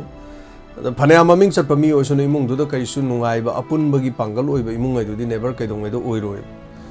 ꯑꯗꯨ ꯑꯣꯏꯔꯒꯗꯤ ꯉꯁꯤ ꯂꯥꯛꯏꯕ ꯋꯥꯐꯝꯁꯤꯗ ꯑꯣꯖꯥ ꯄ꯭ꯔꯃꯣꯗꯅ ꯊꯝꯃꯤꯕ ꯋꯥꯐꯝꯗꯤ CSOꯁꯤꯡꯒꯤ ꯋꯥꯐꯝꯗꯣ ꯄꯨꯜꯂꯨ ꯌꯥꯗ꯭ꯔꯒꯁꯨ ꯃꯗꯨꯒꯤ ꯃꯍꯨꯠ ꯁꯤꯟꯕꯤꯔꯒ ꯃꯅꯤꯄꯨꯔꯒꯤ ꯆꯤꯐ ꯃꯤꯅꯤꯁꯇꯔ ꯃꯤꯌꯥꯝꯅ ꯈꯟꯕꯅꯤ ꯏꯃꯥ ꯄꯥꯕꯨꯡꯅ ꯄꯣꯛꯂꯛꯄꯗꯒꯤ ꯑꯣꯏꯔꯛꯄ ꯅꯠꯇꯦ ꯃꯌꯥꯝꯅ ꯄꯤꯔꯒ ꯉꯁꯤꯒꯤ MLA ꯍꯨꯝꯐꯨꯃꯛꯁꯤ ꯈꯨꯕꯤꯅ ꯄꯤꯈꯤꯕꯅꯤ ꯑꯃꯕꯨ ꯑꯣꯏꯔꯣ ꯂꯩꯔꯒ ꯃꯌꯥꯝꯅ ꯌꯥꯔꯀꯥꯟꯗ ꯈꯜꯂꯛꯑꯕ ꯑꯩꯈꯣꯏꯒꯤ ꯂꯨꯆꯤꯡꯕ ꯉꯥꯛꯇꯅꯤ ꯃꯈꯣꯏꯅ ꯑꯗꯨꯝ ꯐꯅꯅꯕ ꯑꯗꯨꯝ ꯇꯧꯕꯤꯔꯀꯥꯟꯗ ꯍꯧꯖꯤꯛ ꯑꯍꯥꯟꯕꯃꯛꯇꯗ ꯇꯧꯒꯗꯕꯁꯦ ꯅꯥꯀꯟ ꯑꯅꯤꯃꯛꯀꯤ cease fire ꯅꯣꯡꯃꯩ ꯀꯥꯞꯅꯍꯟꯗꯕ ꯅꯣꯡꯃꯩ ꯀꯥꯞꯄ ꯂꯦꯞꯅꯍꯟꯕꯗꯅꯤ ꯑꯗꯨꯅ ꯑꯃꯅ ꯑꯃꯗ ꯆꯪꯉꯒ ꯍꯥꯟꯅ ꯈꯨꯠ ꯊꯥꯕ ꯍꯧ ꯇꯥꯔꯒꯗꯤ ꯃꯗꯨ ꯑꯔꯥꯟꯕ ꯇꯥꯅꯤꯀꯣ ꯒꯥꯏꯅ ꯍꯥꯏꯅꯗꯅ ꯑꯅꯤꯃꯛꯀꯤ ꯌꯥꯅꯕꯒꯨꯝꯕ ꯑꯃ ꯇꯧꯕꯩ ꯃꯊꯧ ꯇꯥꯏ ꯍꯣꯏ ꯍꯧꯖꯤꯛ ꯂꯥꯟ ꯍꯧꯔꯤꯕꯁꯤꯡꯅꯗꯤ ꯑꯩꯈꯣꯏꯅ ꯍꯥꯏꯔꯤꯕ ꯋꯥꯐꯝꯁꯦ ꯌꯥꯅꯤꯡꯉꯣꯏ ꯃꯈꯣꯏꯗꯤ ꯁꯥꯎꯅꯤꯡꯒꯅꯤ ꯃꯔꯝꯗꯤ ꯂꯥꯟ ꯍꯧꯈ꯭ꯔꯕꯅꯤ ꯑꯩꯈꯣꯏꯗꯤ ꯍꯧꯈ꯭ꯔꯕꯅꯤꯅ ꯑꯩꯈꯣꯏ ꯑꯗꯨꯝ ꯁꯣꯏꯗꯅ ꯂꯥꯟꯁꯤ ꯉꯝꯅꯅꯕ ꯃꯥꯏ ꯄꯥꯛꯅꯅꯕ ꯑꯩꯈꯣꯏ ꯑꯗꯨꯝ ꯆꯪꯁꯤꯟꯖꯔꯒꯦ ꯍꯥꯏꯗꯅ ꯂꯩꯕꯁꯨ ꯑꯗꯨꯝ ꯌꯥꯎꯔꯤ ꯃꯈꯣꯏꯒꯤꯁꯨ ꯉꯁꯤ ꯑꯗꯨꯝ ꯍꯥꯏꯔꯤ ꯏꯅꯐ ꯏꯁ ꯏꯅꯐ ꯀꯥꯏꯅ ꯃꯩꯇꯩꯁꯤꯡ ꯆꯠꯈ꯭ꯔꯣ ꯍꯥꯏꯔꯤ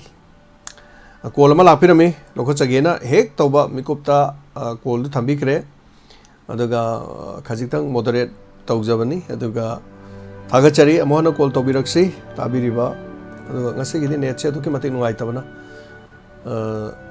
ꯑꯩꯈꯣꯏꯒꯤ ꯊꯧꯔꯝꯁꯤꯗ ꯑꯄꯟꯕ ꯐꯖꯅ ꯊꯣꯛꯂꯔꯦ ꯀꯔꯤꯒꯨꯝꯕ ꯇꯠꯈ꯭ꯔꯒꯗꯤ ꯃꯤꯅꯤꯠ ꯂꯦꯝꯍꯧꯒꯗꯧꯔꯤꯕ ꯃꯤꯅꯤꯠ ꯑꯁꯤꯁꯨ ꯃꯤꯅꯤꯠ 30ꯃꯨꯛ ꯑꯗꯨꯃꯛ ꯂꯩꯖꯔꯤ ꯀꯣꯜ ꯇꯧꯕꯤꯔꯛꯇꯨꯅ ꯁꯔꯨꯛ ꯌꯥꯕꯤꯌꯨ ꯐꯣꯡꯗꯣꯛꯄꯤꯌꯨ ꯑꯗꯣꯝ ꯑꯗꯣꯝꯒꯤ ꯄꯨꯛꯅꯤꯡꯒꯤ ꯋꯥꯔꯣꯜ 9011 ꯂꯣꯏꯕ ꯅꯝꯕꯔ ꯑꯃꯨꯛ ꯇꯧꯕꯤꯔꯛꯁꯤ 2239 ꯁꯦꯛꯁꯄꯤꯌꯔꯁꯨ ꯇꯧꯕꯤꯔꯝꯃꯤ ꯑꯗꯣ ꯄꯥꯏꯈꯠꯀꯦ ꯇꯧꯕꯒ ꯂꯣꯏꯅ ꯇꯠꯈꯤꯕ ꯉꯥꯛꯇꯅꯤ ꯑꯃꯨꯛ ꯍꯟꯅ ꯇꯧꯕꯤꯔꯛꯁꯤ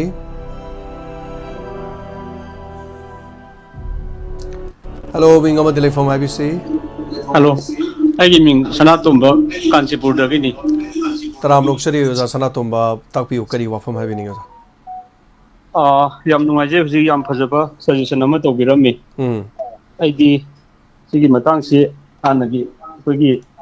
ꯊꯕꯛ ꯀꯨꯏꯅ ꯇꯧꯔꯛꯑꯕ ꯑꯦꯛꯁꯄꯤꯔꯤꯌꯦꯟꯁ ꯂꯩꯔꯕ ꯂꯤꯗꯔꯁꯨ ꯑꯗꯨꯝ ꯂꯩ ꯑꯦꯛꯖꯥꯝꯄꯜ ꯑꯃꯨꯀꯣꯅꯆꯤꯡꯕ ꯀꯩꯅꯣ ꯑꯗꯒꯤ ꯌꯥꯝꯅ ꯃꯇꯤꯛ ꯆꯥꯕ ꯅꯧꯅ ꯊꯣꯛꯂꯛꯄ ꯄ꯭ꯔꯣꯐꯦꯁꯔ ꯑꯗꯒꯤ ꯑꯗꯨꯝ ꯀ꯭ꯋꯥꯂꯤꯐꯥꯏ ꯑꯣꯏꯕ ꯃꯣꯏ ꯑꯃꯅ ꯍꯦꯛꯇ ꯄ꯭ꯔꯄꯣꯁ ꯇꯧꯔꯒ ꯃꯌꯥꯝꯅ ꯄ꯭ꯔꯄꯣꯁ ꯇꯧꯅꯔꯒ ꯍꯦꯛꯇ ꯑꯣꯏꯍꯟꯕꯁꯨ ꯌꯥꯕꯖꯥꯠꯅꯤ ꯅꯤꯗ ꯑꯣꯐ ꯗ ꯑꯋꯥꯔ ꯍꯥꯏꯔꯒꯗꯤ ꯍꯧꯖꯤꯛ ꯍꯧꯖꯤꯛ ꯃꯁꯤ ꯂꯩꯇꯕꯗꯒꯤ ꯑꯩꯈꯣꯏꯁꯦ ꯑꯃꯃꯨꯛ ꯍꯧ ꯊꯋꯥꯏ ꯃꯤꯔꯦꯟꯒꯤ ꯑꯃꯨꯛ ꯍꯧ ꯑꯗꯒꯤ ꯑꯩꯈꯣꯏꯒꯤ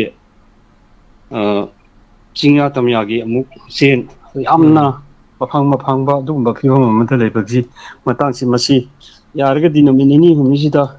ꯇꯧꯒꯦ ꯌꯥꯎꯅ ꯑꯃꯅ ꯀꯣꯏꯆꯦꯟ ꯆꯦꯜꯂꯒ ꯃꯥꯃꯛ ꯑꯣꯏꯕ ꯉꯝꯗ꯭ꯔꯒꯁꯨ ꯑꯩꯁꯨ ꯑꯃ ꯂꯤꯗꯔ ꯑꯃ ꯑꯣꯏꯕ ꯌꯥꯏꯅ ꯍꯥꯏꯔꯒ ꯑꯃꯅ ꯑꯣꯏꯕꯕꯨ ꯑꯣꯏꯔꯁꯨ ꯑꯃꯅ ꯑꯣꯏꯕꯕꯨ ꯑꯣꯏꯔꯁꯨ ꯇꯥꯅꯤꯡꯕ ꯃꯤ ꯑꯃ ꯃꯥꯏ ꯇꯥꯖꯈ꯭ꯔꯅꯤ ꯑꯗꯨ ꯑꯩ ꯆꯦꯟꯕꯗꯤ ꯆꯦꯜꯂꯒꯦ ꯍꯥꯏꯕꯅꯆꯤꯡꯕ ꯑꯩꯈꯣꯏꯒꯤ ꯀꯣꯀꯣꯃꯤꯒꯤ ꯁꯥꯏꯠꯇꯒꯤ ꯑꯣꯏꯔꯁꯨ ꯑꯗ ꯀꯣꯀꯣꯃꯤꯅꯁꯨ ꯑꯩꯈꯣꯏꯁꯨ ꯍꯥꯟꯅꯗꯒꯤ ꯀꯣꯑꯣꯔꯗꯤꯅꯦꯇꯤꯡ ꯀꯃꯤꯇꯤꯅ ꯍꯥꯟꯅ ꯁꯦꯝꯈ꯭ꯔꯦ ꯑꯩꯈꯣꯏꯒꯤ ꯁꯦꯝꯈ꯭ꯔꯕꯅꯤꯅ ꯍꯧꯖꯤꯛ ꯀꯔꯤꯒꯤ ꯑꯃꯨꯛ ꯁꯦꯝꯗꯣꯏꯅꯣ ꯍꯥꯏꯕꯒꯤ ꯋꯥꯈꯜꯁꯤ ꯊꯥꯗꯣꯛꯄꯤꯔꯒ ꯃꯌꯥꯝꯒꯤ ꯑꯄꯥꯝꯕꯁꯤ ꯍꯧꯖꯤꯛ ꯐꯤꯕꯝ ꯑꯃꯗ ꯂꯩꯔꯤꯀꯣ ꯍꯥꯏꯕꯁꯤ ꯑꯣꯏꯔ ꯑꯩꯈꯣꯏꯅ ꯁꯨꯝ ꯑꯣꯏꯒꯅꯤ ꯍꯥꯏꯕꯒꯤ ꯋꯥꯈꯜꯁꯤ ꯅꯠꯇꯕ ꯑꯗꯒꯤ ꯐꯣꯛꯀꯤꯁꯨ ꯑꯗꯨꯃꯥꯏꯅ ꯈꯟꯕꯤꯔꯕ ꯑꯗꯒꯤ ꯃꯅꯤꯄꯨꯔꯗ ꯍꯧꯖꯤꯛ ꯂꯩꯔꯤꯕ ꯀꯩꯅꯣꯁꯤ ꯈꯔ ꯆꯪ ꯂꯥꯎꯕꯁꯤ ꯑꯍꯨꯝꯅꯤ ꯑꯩꯈꯣꯏꯒꯤ ꯐꯣꯛ ꯂꯩꯔꯦ ꯑꯗꯒꯤ ꯑꯩꯈꯣই 27 ꯑꯦꯁꯦꯝꯕ꯭ꯂꯤ ꯀꯟꯁꯇꯤꯇ꯭ꯋꯦꯟꯁꯤꯅ ꯑꯃꯒ ꯁꯤꯒꯤꯁꯨ ꯑꯗꯨꯝ ꯀꯩꯅꯣ ꯊꯕꯛꯁꯤ ꯁꯥꯡꯅ ꯃꯇꯝ ꯁꯥꯡꯅ ꯄꯥꯏꯔꯒ ꯂꯥꯛꯄꯁꯤꯡꯁꯤ ꯃꯈꯣꯏꯁꯤ ꯑꯦꯛꯁꯄꯤꯔꯤꯌꯦꯟꯁꯁꯨ ꯈꯔꯗꯤ ꯑꯗꯨꯝ ꯂꯩꯔꯕꯅꯤ ꯑꯗꯨꯕꯨ ꯑꯃꯕꯨ ꯑꯣꯏꯔꯁꯨ ꯀꯅꯥꯒꯨꯝꯕ ꯃꯇꯤꯛ ꯆꯥꯕ ꯑꯃꯅꯤ ꯍꯥꯏꯅ ꯄ꯭ꯔꯄꯣꯁ ꯇꯧꯅꯔꯒ ꯑꯗꯨꯗꯩ ꯆꯦꯟꯕ ꯌꯥꯎꯗꯕ ꯃꯤ ꯑꯣꯏꯕ ꯌꯥꯏ ꯑꯗꯨꯕꯨ ꯅꯍꯥꯛ ꯑꯁꯤ ꯑꯩꯈꯣꯏꯅ ꯄ꯭ꯔꯄꯣꯁ ꯇꯧꯔꯦ ꯁꯤ ꯑꯣꯏꯕꯤꯗꯕ ꯌꯥꯗꯦ ꯑꯗꯨꯅ ꯑꯩꯈꯣꯏ ꯁꯤꯒꯤ election ama akoi appointment hagadra election hagadra ama tawba tare adu ming hapjage na information ma tolong piraga nang oi biro adu thawai yauna di kona minase akoi miyam support tawjage haraga masu candidate ama helaga adu targa di nominee humisida masigi puthokpa leader ama tang puthokpa yabagi suggestion si secretary amga mai tawraga assist tawraga magi join nung khara hapaga adu targa di thabak si kitang nange hodoknadana leiba oiragasu kitang mayamsu panghauda hodokbiro sigi matangsi hayeng boksida duga angsi sida machine sida yam thuna khanba ngamna ba honaragadi akoi thabaksi masigi leader kanosi pu amtang chief minister gi apambasu oiba aduga miyam mayamsigi apambasu oiba adoi taragadi asam rafnasu army na su central force na su akoi kitang respect to boya bagi kiba mamlani akoi mayamsi usitaba amasu yawraba jani chawri thongdoksina aduna masigi matangsi number 1 kano oina akoi gi pongphong saba hojik ki solution puthokta yadaba amane na khallaga masi tohanjaningi haiba waham masi phongdok charaga ai tension jagi thagachari oja sanatomba yam phajaba wafamni oja koi mayamna phongdok pirise koi praja singna kari khallige kaidorige duga masida kari hairige sini yamna maroiba wafamse aduna thagachari oja sanatomba micham amana phongdok piramba jumaina tawdana koi punumaki koi wakhalonda kari leirige duga hoje kari khongthang thangadori di CSO gi khara aduga manipur gi panelist khara aduga phamnaiba yaitong phamdok khara sikhaktagi mapawni khoina tari saiter hoje khunja sing mayam punamana kari hairige haibudu gi warol duni aduga mathangi kola loko jage hello mingalai phonga tapiyo Diamond uni waron kitang amjaninba habiu kari lamdagi tawbirakpano kasar helakandi dagi ni helakandi dagi taram nokchari tapiyo kari kari habiningi ai hagi sim ngang siting jani ko ya live ni hoji mayam loi tari habiu kan thongiba assembly samje yam kina inja da ma su kasada le su ubada ya mai da ba ma phawba hoi hai tara kali no haida party amabu na kara taw na ngam je meki khoi hoina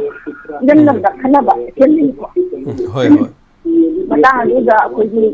yar da makai kai no mata meki mata na ji ko kunjan na wari tana ba sana ba hajo wa ya bu da ya kina aji thongba de pagla pora taw no ubada ya kina ni wa jada ba Ay, ini lebaran bisa mana bagumna. Jadi untuk orang kita aku ini mesti satu aja. Itu macam mana? Macam ni jam ni mai juga kau. Hajar. Ini dah terkena. Wanita ada macam tadi nak uang dengan dia ini lagi. Kita berjaya. Yandam. Anak ber, ini kandung kanda. Ini nongnya. Ini mai juga berpindah bahasa. Yang ini, abiong kita. Manipur dagi kusi tangguna jatso thadokna manipur thadokna jatso haiwa thamoi ko me jam indana yam ngai do madam call to birak pase khoi gi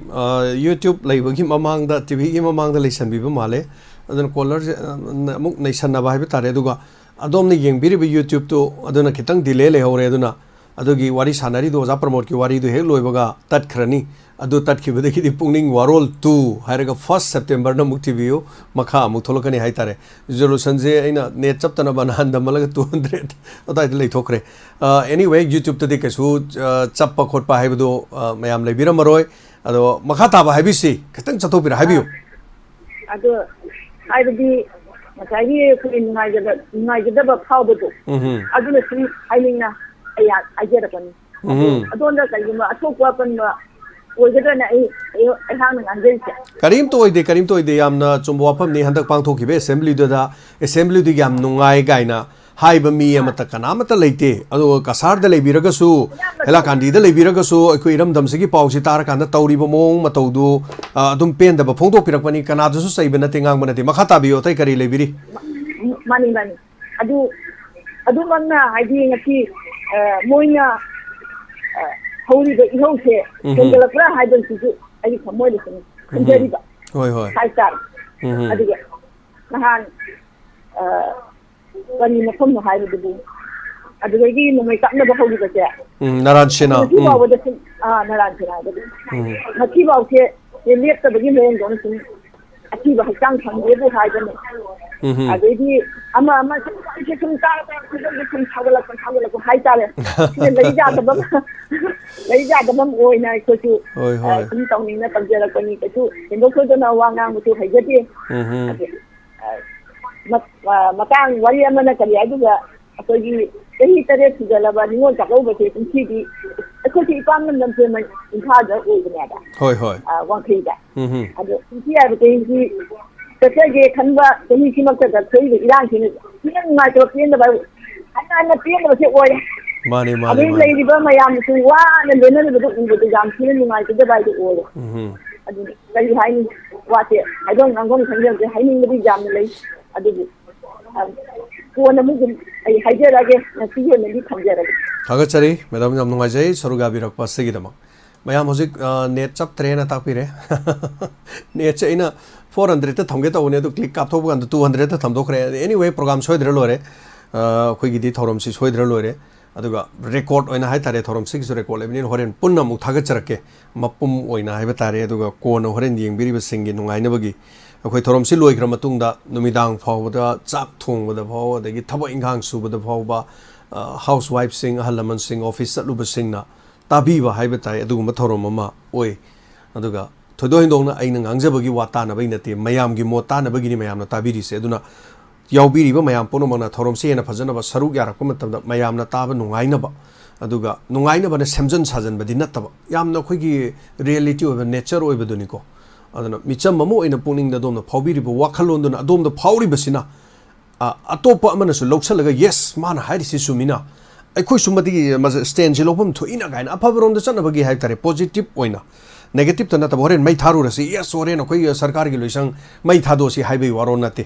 फत्तबा अदुगा negativity द नतब positivity ओइबा याब रोम द खोइना लौसन मिनरग आइना खंगम दबसु खंगनबा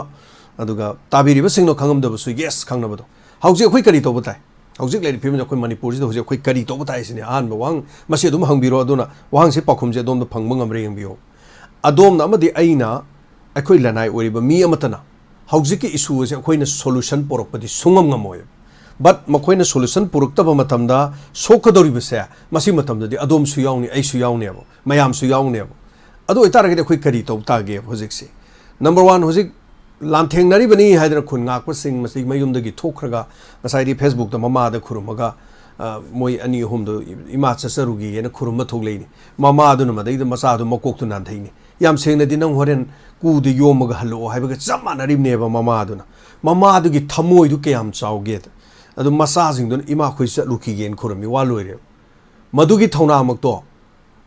ai khoi su hojik leidre khoi gi thauchina khoi media person oi leiri wari boy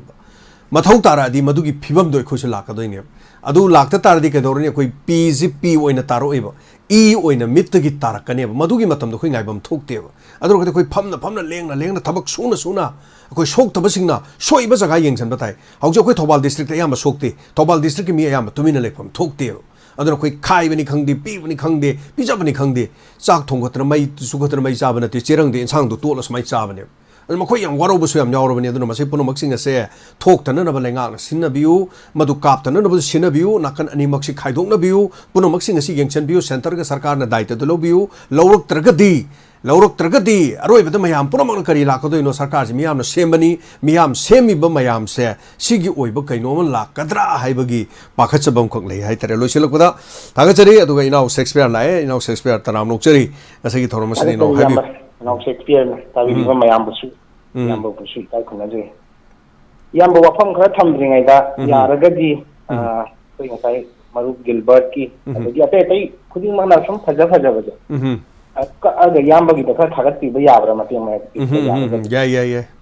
ꯀꯩꯒꯤꯅꯣ ꯍꯥꯏꯕꯗ ꯑꯩꯈꯣꯏꯒꯤ ꯄꯥꯜꯂꯤꯕ ꯃꯄꯤ ꯃꯄꯥ ꯑꯣꯏꯕꯁꯤꯡꯁꯦ ꯋꯥꯈꯜꯂꯣꯟ ꯂꯣꯏ ꯍꯥꯏ ꯃꯤꯑꯣꯏꯕ ꯑꯃ ꯄꯣꯛꯂꯛꯄ ꯃꯇꯝꯗ ꯑꯩꯈꯣꯏꯒꯤ ꯏꯁꯥꯒꯤ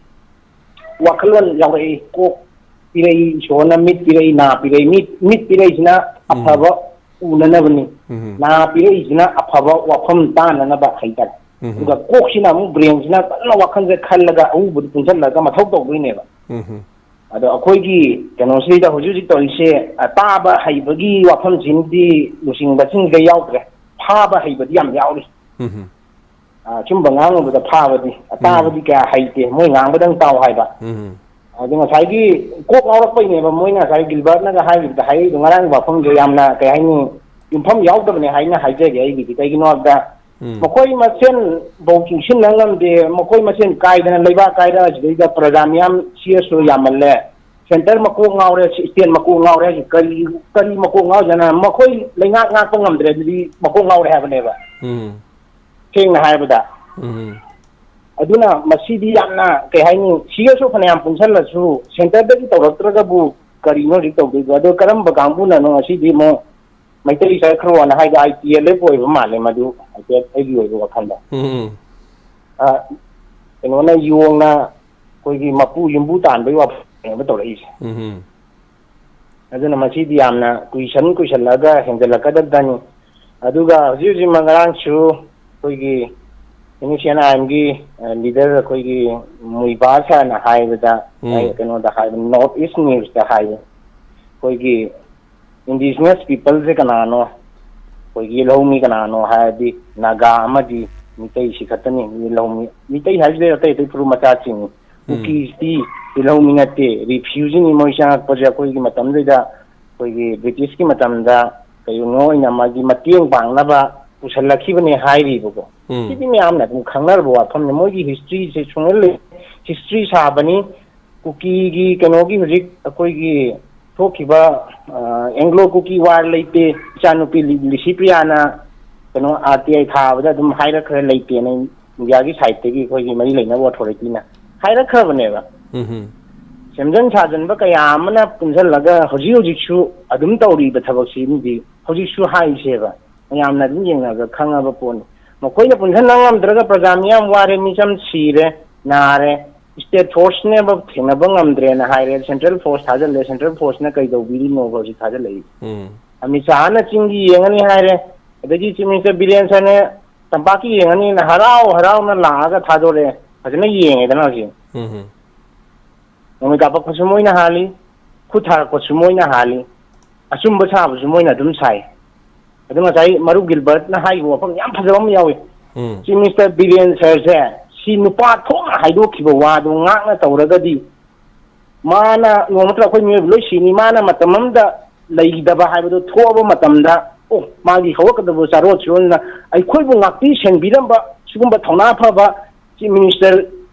honourable chief minister Biren sir ꯍꯥꯏꯕ ꯑꯃ ꯂꯩꯔꯝꯃꯤꯀꯣ ꯍꯥꯏꯅ ꯁꯅꯥꯒꯤ ꯃꯌꯦꯛꯅ ꯌꯦꯛꯑꯒ ꯂꯩꯒꯗꯕꯗꯣ ꯁꯅꯥꯒꯤꯅ ꯅꯪ ꯌꯦꯛꯇꯕꯤꯗ ꯑꯩꯈꯣꯏꯒꯤ ꯑꯃꯨꯕꯅ ꯌꯦꯛꯍꯜꯂꯒ ꯊꯝꯍꯟꯕꯩ ꯇꯧꯋꯦꯕ ꯍꯧꯖꯤꯛꯁꯦ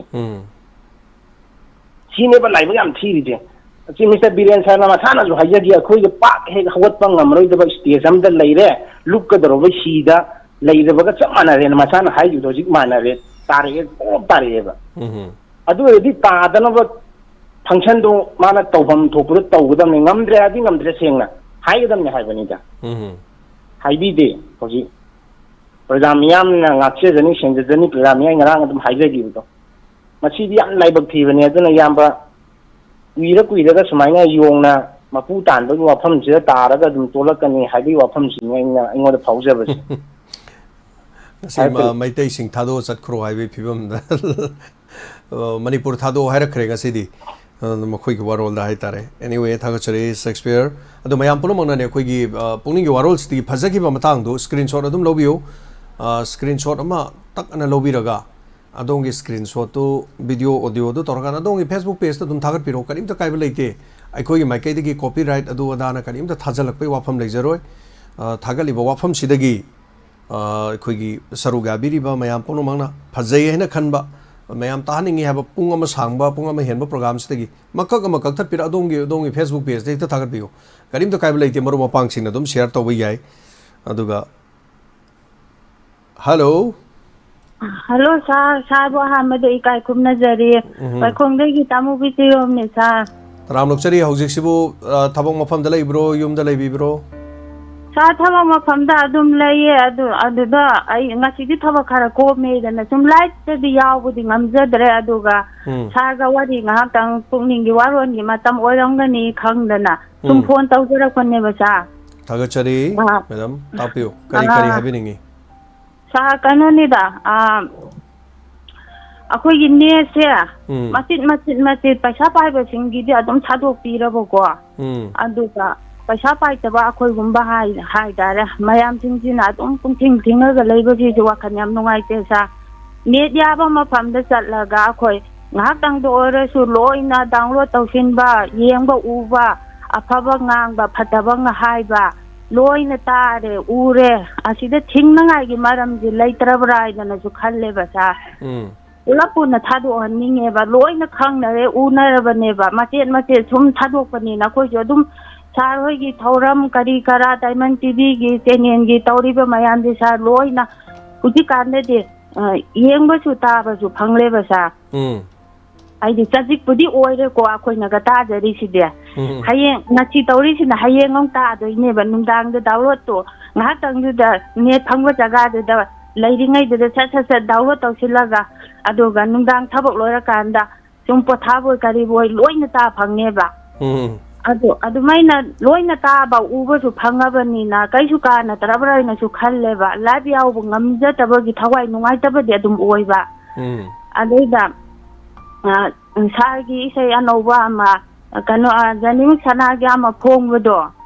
ꯑꯗꯨꯁꯨ ꯇꯥꯖꯔꯦ ꯁꯥꯔ ꯄꯨꯛꯅꯤꯡꯒ ꯌꯥꯝ ꯅꯨꯡꯁꯤꯖꯅꯤꯗ ꯑꯗꯨ ꯏꯁꯩꯒꯁꯨ ꯇꯥꯕꯗ ꯃꯤꯠꯇꯩ ꯄꯤꯒꯁꯨ ꯇꯥꯈꯤꯕꯒ ꯈꯪꯍꯧꯗꯦꯕ ꯁꯥꯔ ꯑꯗꯨꯒ ꯑꯩꯈꯣꯏ ꯂꯥꯟꯁꯤꯁꯨ ꯂꯩꯉꯥꯛꯁꯤꯁꯨ ꯑꯁꯤꯕ ꯂꯩꯉꯥꯛꯀ ꯆꯞ ꯃꯥꯟꯅꯔꯒꯁꯨ ꯁꯨꯝ ꯂꯩꯕꯁꯦ ꯋꯥꯈꯜ ꯌꯥꯝ ꯅꯨꯡꯉꯥꯏꯇꯦ ꯀꯣꯛꯁꯦ ꯇꯦꯟꯁꯟ ꯉꯥꯛꯇ ꯑꯣꯏꯌꯦꯕ ꯍꯥꯏꯗꯤ ꯂꯩꯇꯕꯅꯤꯅ ꯅꯣꯡꯃꯒꯤ ꯁꯨꯍꯧꯗ꯭ꯔꯒꯗꯤ ꯆꯥꯅꯉꯥꯏꯁꯨ ꯂꯩꯇꯕ ꯄꯨꯟꯁꯤꯅꯤꯅꯀꯣ ꯁꯥꯔ ꯌꯥꯝꯅ ꯂꯥꯟꯁꯦ ꯂꯣꯏꯍꯟꯅꯤꯡꯉꯦꯕ ꯑꯩꯈꯣꯏꯗꯤ ꯏꯅꯥꯛ ꯈꯨꯟꯕ ꯈꯔꯗꯤ ꯄꯩꯁా ꯄꯥꯏꯕ ꯈꯔꯗꯤ ꯂꯥꯟ ꯇꯧꯔꯒꯁꯨ ꯃꯌꯨꯝ ꯃꯩ ꯊꯥꯍꯧꯗꯕ ꯄꯩꯁా ꯄꯥꯏꯕ ꯈꯔꯅꯗꯤ ꯂꯥꯟꯅꯤꯗꯤ ꯍꯥꯏꯔꯒ ꯃꯣꯏ ꯑꯗꯨꯝ ꯄꯪꯅꯨꯡ ꯅꯨꯡꯉꯥꯏꯅ ꯂꯩꯊꯣꯛꯄ ꯎꯕ ꯀꯥꯟꯁꯨ ꯌꯥꯎꯋꯦꯕꯀꯣ ꯁꯥꯔ ꯑꯩꯁꯤꯗꯤ ꯐꯠꯇꯕꯩ ꯋꯥꯁꯨ ꯅꯠꯇꯕ ꯑꯗꯨꯅ ꯂꯩꯇꯕ ꯂꯥꯏꯔꯕ ꯑꯩꯈꯣꯏꯁꯦ ꯂꯥꯟꯁꯦ ꯀꯔꯝ ꯀꯥꯟꯗ ꯂꯣꯏꯗꯣꯏꯅꯣ ꯍꯥꯏꯗꯅ ꯈꯟꯕꯗ ꯅꯨꯃꯤꯠ ꯊꯥ ꯈꯨꯠ ꯊꯦꯛꯑꯒ ꯉꯥꯏꯕꯒ ꯆꯞ ꯃꯥꯟꯅꯔꯦꯕ ꯁꯥꯔ ꯀꯣꯛꯁꯦ ꯇꯦꯟꯁꯟ ꯉꯥꯛꯇ ꯉꯥꯏ ꯍꯥꯏꯕꯗꯤ ꯂꯣꯏ ꯌꯥꯗꯦ ꯂꯩꯖꯕ ꯏꯔꯝꯗꯝꯗꯨꯅ ꯏꯆꯥ ꯏꯁꯨ ꯂꯩꯍꯧꯔꯤꯗꯨꯅ ꯀꯔꯝꯍꯥꯏꯅ ꯇꯧꯒꯗꯣꯏꯅꯣ ꯉꯁꯤ ꯑꯍꯤꯡꯁꯤꯅ ꯀꯔꯤ ꯇꯧꯔꯛꯀꯗꯣꯏꯅೋ ꯍꯌꯦꯡꯅ ꯀꯔꯤ ꯇꯧꯔꯛꯀꯗꯣꯏꯅೋ ꯍꯥꯏꯕꯒꯤ ꯀꯣꯛꯁꯤꯗ ꯇꯦꯟꯁꯟꯁꯨ ꯑꯣꯏꯕ ꯑꯗꯒꯤ ꯉꯔꯥꯡꯃꯛꯇ ꯁꯤꯡꯖꯃꯩꯗ ꯄꯨꯡꯈꯥꯏꯃꯨꯛꯇꯅꯤ ꯁꯥꯔ ꯑꯩꯒ ꯈꯦꯠꯅꯔꯤꯁꯦ ꯑꯩꯅ ꯊꯕꯛ ꯆꯠꯄ ꯍꯜꯂꯛꯄꯗ ꯈꯪꯍꯧꯗꯕꯤꯗ ꯑꯩꯅ ꯌꯨꯝꯗ ꯄꯨꯡꯈꯥꯏ ꯑꯃ ꯍꯦꯛ ꯂꯩꯕꯒ ꯕꯤꯌꯥꯔ ꯒ꯭ꯌꯥꯁꯁꯦ ꯌꯥꯝꯅ ꯅꯛꯅ ꯀꯥꯞꯂꯛꯄꯗꯨꯗ ꯏꯁꯥꯁꯦ ꯈꯪꯕꯣꯏ ꯂꯥꯛꯄꯣꯏ ꯇꯧꯔꯦꯕ ꯍꯥꯏꯕꯗꯤ ꯈꯨꯡꯒꯪ ꯍꯥꯏꯕ ꯂꯩꯇ꯭ꯔꯦ ꯇꯝꯄꯥꯛ ꯍꯥꯏꯕ ꯁꯍꯔ ꯍꯥꯏꯕ ꯂꯩꯇ꯭ꯔꯦꯕ ꯇꯦꯟꯁꯟ ꯉꯥꯛꯇ ꯉꯥꯏꯅꯔꯦꯕ ꯃꯅꯤꯄꯨꯔ ꯄꯨꯝꯕꯁꯦ ꯑꯗ ꯂꯝꯕꯤꯗꯒ ꯆꯠꯄꯒꯁꯤꯁꯨ ꯏꯁꯥꯁꯦ ꯄꯥꯈꯠꯐꯝꯁꯨ ꯌꯥꯎꯋꯦꯕ ꯑꯩꯁꯦ ꯍꯥꯏꯗꯤ ꯁꯣꯏꯈꯤ ꯉꯥꯝꯈꯤꯗꯅ ꯀꯥꯞꯅꯁꯤꯜꯂꯛꯂꯣ ꯇꯤꯌꯔ ꯒ꯭ꯌꯥꯁꯅ ꯄꯥꯜꯂꯣ ꯂꯥꯏꯔꯖꯕꯅꯤꯅ ꯀꯥꯏꯗꯩ ꯄꯩꯁꯥꯅ ꯂꯥꯏꯌꯦꯡꯗꯣꯏꯅꯣ ꯑꯩꯈꯣꯏꯗꯤ ꯒꯥꯏꯅ ꯏꯊꯟꯗ ꯈꯟꯖꯤꯟꯖꯕꯒꯤ ꯇꯟꯖꯥꯒꯁꯤꯁꯨ ꯑꯗꯨꯝ ꯌꯥꯎꯔꯛꯑꯦꯕ ꯑꯗꯨꯅ ꯁꯥꯔ ꯂꯥꯟꯁꯦ ꯃꯈꯣꯏꯒꯤ ꯁꯤꯕꯁꯨ ꯎꯕꯗꯁꯨ ꯑꯩꯈꯣꯏꯁꯨ ꯃꯤꯑꯣꯏꯕ ꯃꯁꯦꯟꯅꯤꯅ ꯀꯨꯀꯤꯅ ꯁꯤꯕ ꯎꯕꯗꯨꯁꯨ ꯅꯨꯡꯉꯥꯏꯖꯗꯦ ꯑꯗꯒꯤ ꯑꯩꯈꯣꯏ ꯃꯩꯇꯩ ꯑꯗꯨꯛ ꯁꯤꯔꯦ ꯍꯥꯏꯁꯦ ꯑꯩꯈꯣꯏꯁꯨ ꯏ ꯄꯥꯎꯗꯣ ꯑꯗꯨꯝ ꯇꯥꯕꯅꯤꯅ ꯎꯕꯅꯤꯅ ꯐꯪꯕꯅꯤꯅ ꯅꯨꯡꯉꯥꯏꯇꯕ ꯑꯃ ꯐꯥꯎꯋꯦꯕ ꯃꯩꯇꯩ ꯃꯆꯥ ꯑꯣꯏꯅ ꯌꯥꯝ ꯅꯨꯡꯉꯥꯏꯖꯗꯦꯕ ꯑꯗꯨꯅ ꯂꯥꯟꯁꯦ ꯀꯔꯝꯕ ꯅꯨꯃꯤꯠ ꯊꯥꯗ ꯂꯣꯏꯗꯣꯏꯅꯣ ꯈꯟꯕꯗ ꯀꯣꯛꯁꯦ ꯁꯥꯏꯀ꯭ꯔꯦꯇꯤꯛꯀꯨꯝꯕ ꯅꯥꯒꯗꯕꯒꯤ ꯁ꯭ꯇꯥꯏꯜꯗꯐꯥꯎ ꯂꯩꯁꯤꯜꯂꯛꯂꯦꯕ ꯁꯨꯃꯥꯏꯅ ꯍꯥꯏꯖꯒꯦꯗꯅ ꯁꯥꯔ ꯁꯨꯝ ꯐꯣꯟ ꯇꯧꯔꯛꯄꯅꯤ ꯉꯁꯤꯗꯤ ꯊꯕꯛꯁꯨ ꯈꯔ ꯍꯥꯡꯉꯦꯗꯅ ꯊꯥꯒꯠꯆꯔꯤ ꯃꯦꯗꯥꯝ ꯇꯦꯛꯇ ꯀꯥꯏꯗꯕ ꯑꯣꯏꯕꯤꯌꯨ ꯁꯣ ꯅꯣꯝꯗꯨꯅ ꯅꯣꯡꯃꯒꯤ ꯍꯤꯡꯖꯕ ꯍꯥꯏꯕ ꯇꯥꯔꯦꯅꯦꯀꯣ ꯑꯗꯨꯅ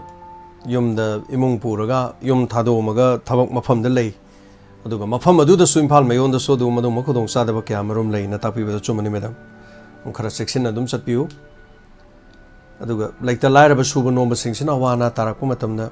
ꯍꯌꯦꯡ ꯃꯈꯣꯏꯒꯤꯗꯃꯛ ꯀꯅꯥꯅ ꯑꯊꯥꯇꯥꯏ ꯑꯣꯏꯕꯤꯒꯅꯤ ꯍꯥꯏꯕ ꯋꯥꯐꯝꯗꯨꯅꯤ ꯉꯁꯤꯃꯛꯁꯨ ꯁꯣꯛꯄ ꯅꯥꯕ ꯈꯨꯟ ꯉꯥꯛꯄꯁꯤꯡ ꯃꯈꯣꯏ ꯌꯥꯎꯔꯛꯄ ꯃꯇꯝꯗ ꯂꯥꯏꯌꯦꯡꯅꯕ ꯄꯩꯁꯥ ꯂꯩꯇꯗꯅ ꯄꯩꯁꯥ ꯈꯥꯏꯕ ꯄꯩꯁꯥ ꯃꯇꯦꯡ ꯄꯥꯡꯕꯤꯌꯨ ꯍꯥꯏꯗꯅ ꯇꯧꯔꯛꯄꯁꯨ ꯂꯩ ꯑꯩꯈꯣꯏꯅꯁꯨ ꯍꯥꯏꯔꯤꯕꯁꯤꯡ ꯑꯗꯨꯗꯒꯤ ꯍꯟꯗꯛ ꯈꯟꯒꯠꯆꯔꯒ ꯏꯃꯨꯡ 6-7 ꯑꯩꯈꯣꯏ ꯆꯠꯅꯅꯕ ꯁꯦꯝ ꯁꯥꯖꯔꯤ ꯄꯨꯛꯆꯦꯜ ꯆꯥꯎꯔꯕꯁꯤꯡꯅ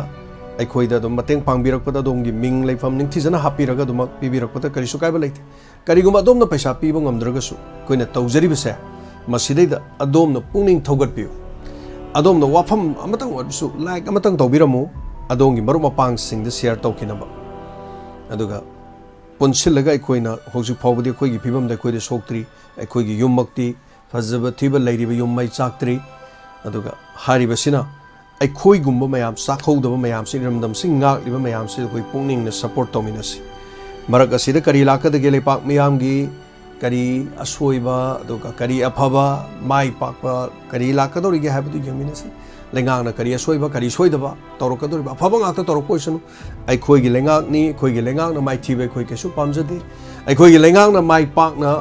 ꯊꯕꯛ ꯑꯁꯦ ꯍꯦꯛ ꯂꯣꯏꯁꯤꯟꯕꯤꯈꯤꯕ ꯃꯇꯝꯗ ꯃꯌꯥꯝꯅ ꯋꯥꯔꯧꯅꯔꯝꯕꯒꯤ ꯋꯥꯅꯤ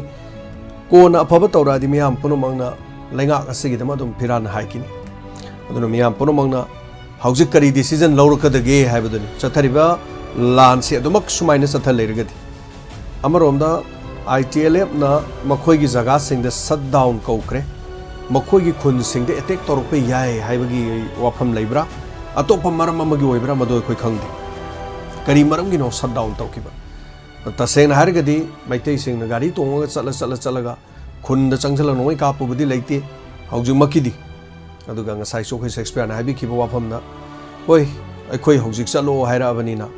ꯋꯥ ꯉꯥꯡꯗꯕ ꯃꯤꯁꯨ ꯍꯧꯖꯤꯛꯇꯤ ꯋꯥ ꯉꯥꯡꯕ ꯁꯣꯏꯗꯅ ꯍꯧꯔꯛꯑꯅꯤ ꯑꯩꯈꯣꯏ ꯆꯠꯂꯣ ꯍꯥꯏꯔꯤ ꯍꯧꯖꯤꯛꯁꯤ ꯒꯣ ꯕꯦꯛ ꯃꯩꯇꯩ ꯍꯥꯏꯒꯠꯂꯛꯑꯦꯕ ꯍꯧꯖꯤꯛ ꯈ꯭ꯋꯥꯏ ꯂꯨꯔꯤꯁꯤ ꯃꯁꯥꯒꯤ ꯆꯍꯤ 2000ꯒꯤ ꯍꯤꯁꯇ꯭ꯔꯤ ꯂꯩꯗꯅ ꯃꯌꯥꯝ ꯋꯤꯀꯤꯄꯤꯗꯤꯌꯥꯗ ꯑꯗꯨꯝ ꯆꯪꯕꯗꯁꯨ ꯑꯗꯨꯝ ꯈꯪꯅꯤꯀꯣ ꯃꯅꯤꯄꯨꯔꯒꯤ ꯅꯤꯡꯊꯧꯁꯤꯡ ꯀꯔꯝꯕ BC-ꯗꯒꯤ ꯄꯥꯟꯕ ꯍꯧꯔꯝꯃꯤ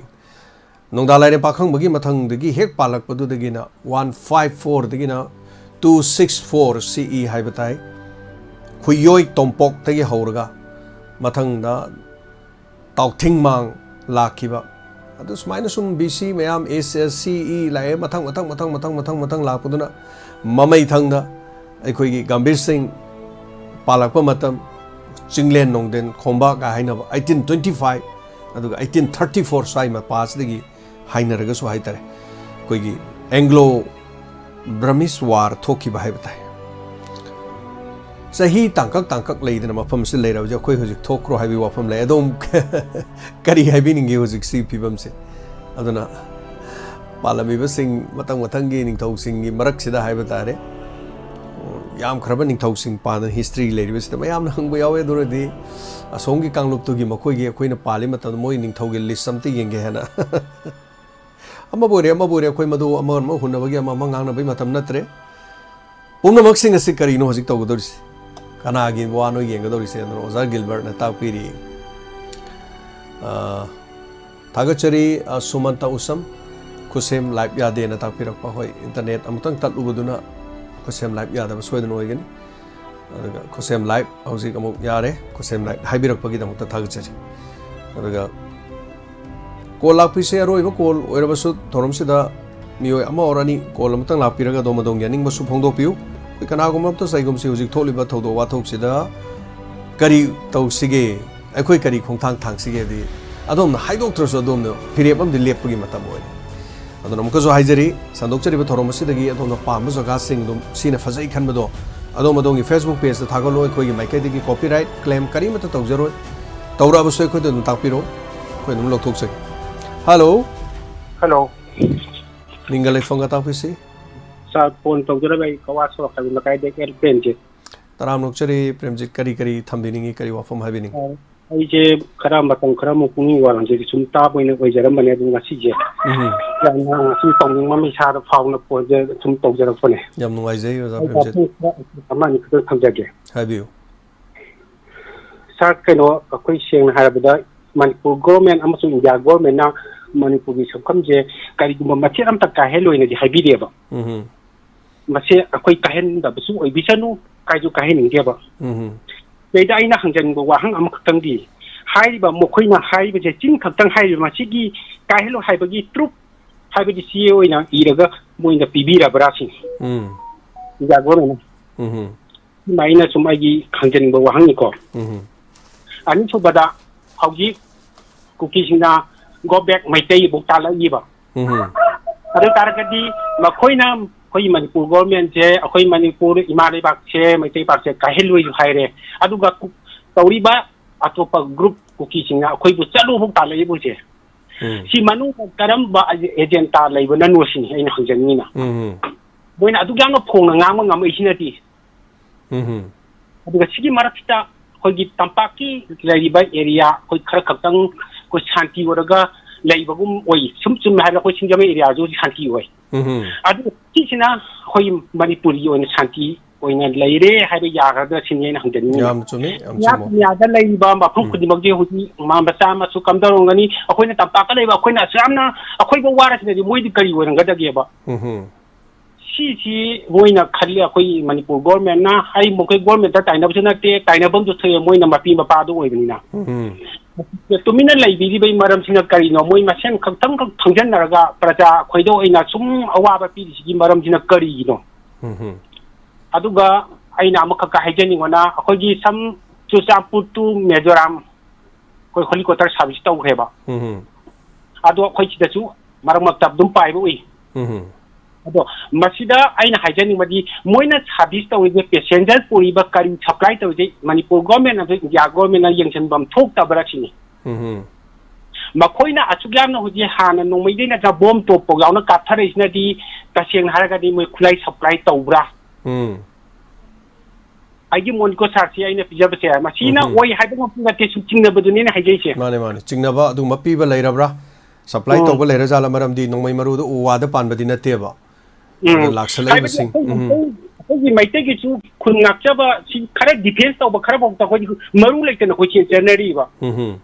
ꯃꯣꯏꯒꯤꯅ ꯑꯔꯦꯞ ꯑꯈꯝ ꯂꯩꯇꯅ ꯃꯔꯨꯁꯦ ꯍꯦꯛꯇ ꯎ ꯋꯥꯗ ꯆꯤꯡꯅꯨꯡ ꯃꯥꯡꯗ ꯁꯤꯠꯄꯗꯧꯅ ꯀꯥꯞꯊꯔꯛꯏꯁꯦ ꯀꯗꯥꯏꯗꯒꯤꯅꯣ ꯁꯤꯅꯤ ꯑꯗꯨꯒ ꯇꯁꯦꯡꯅ ꯑꯃ ꯑꯩꯈꯣꯏꯒꯤ ꯃꯍꯦꯁꯣꯔ ꯊꯧꯗꯥꯝꯗ ꯑꯦꯑꯥꯔꯅ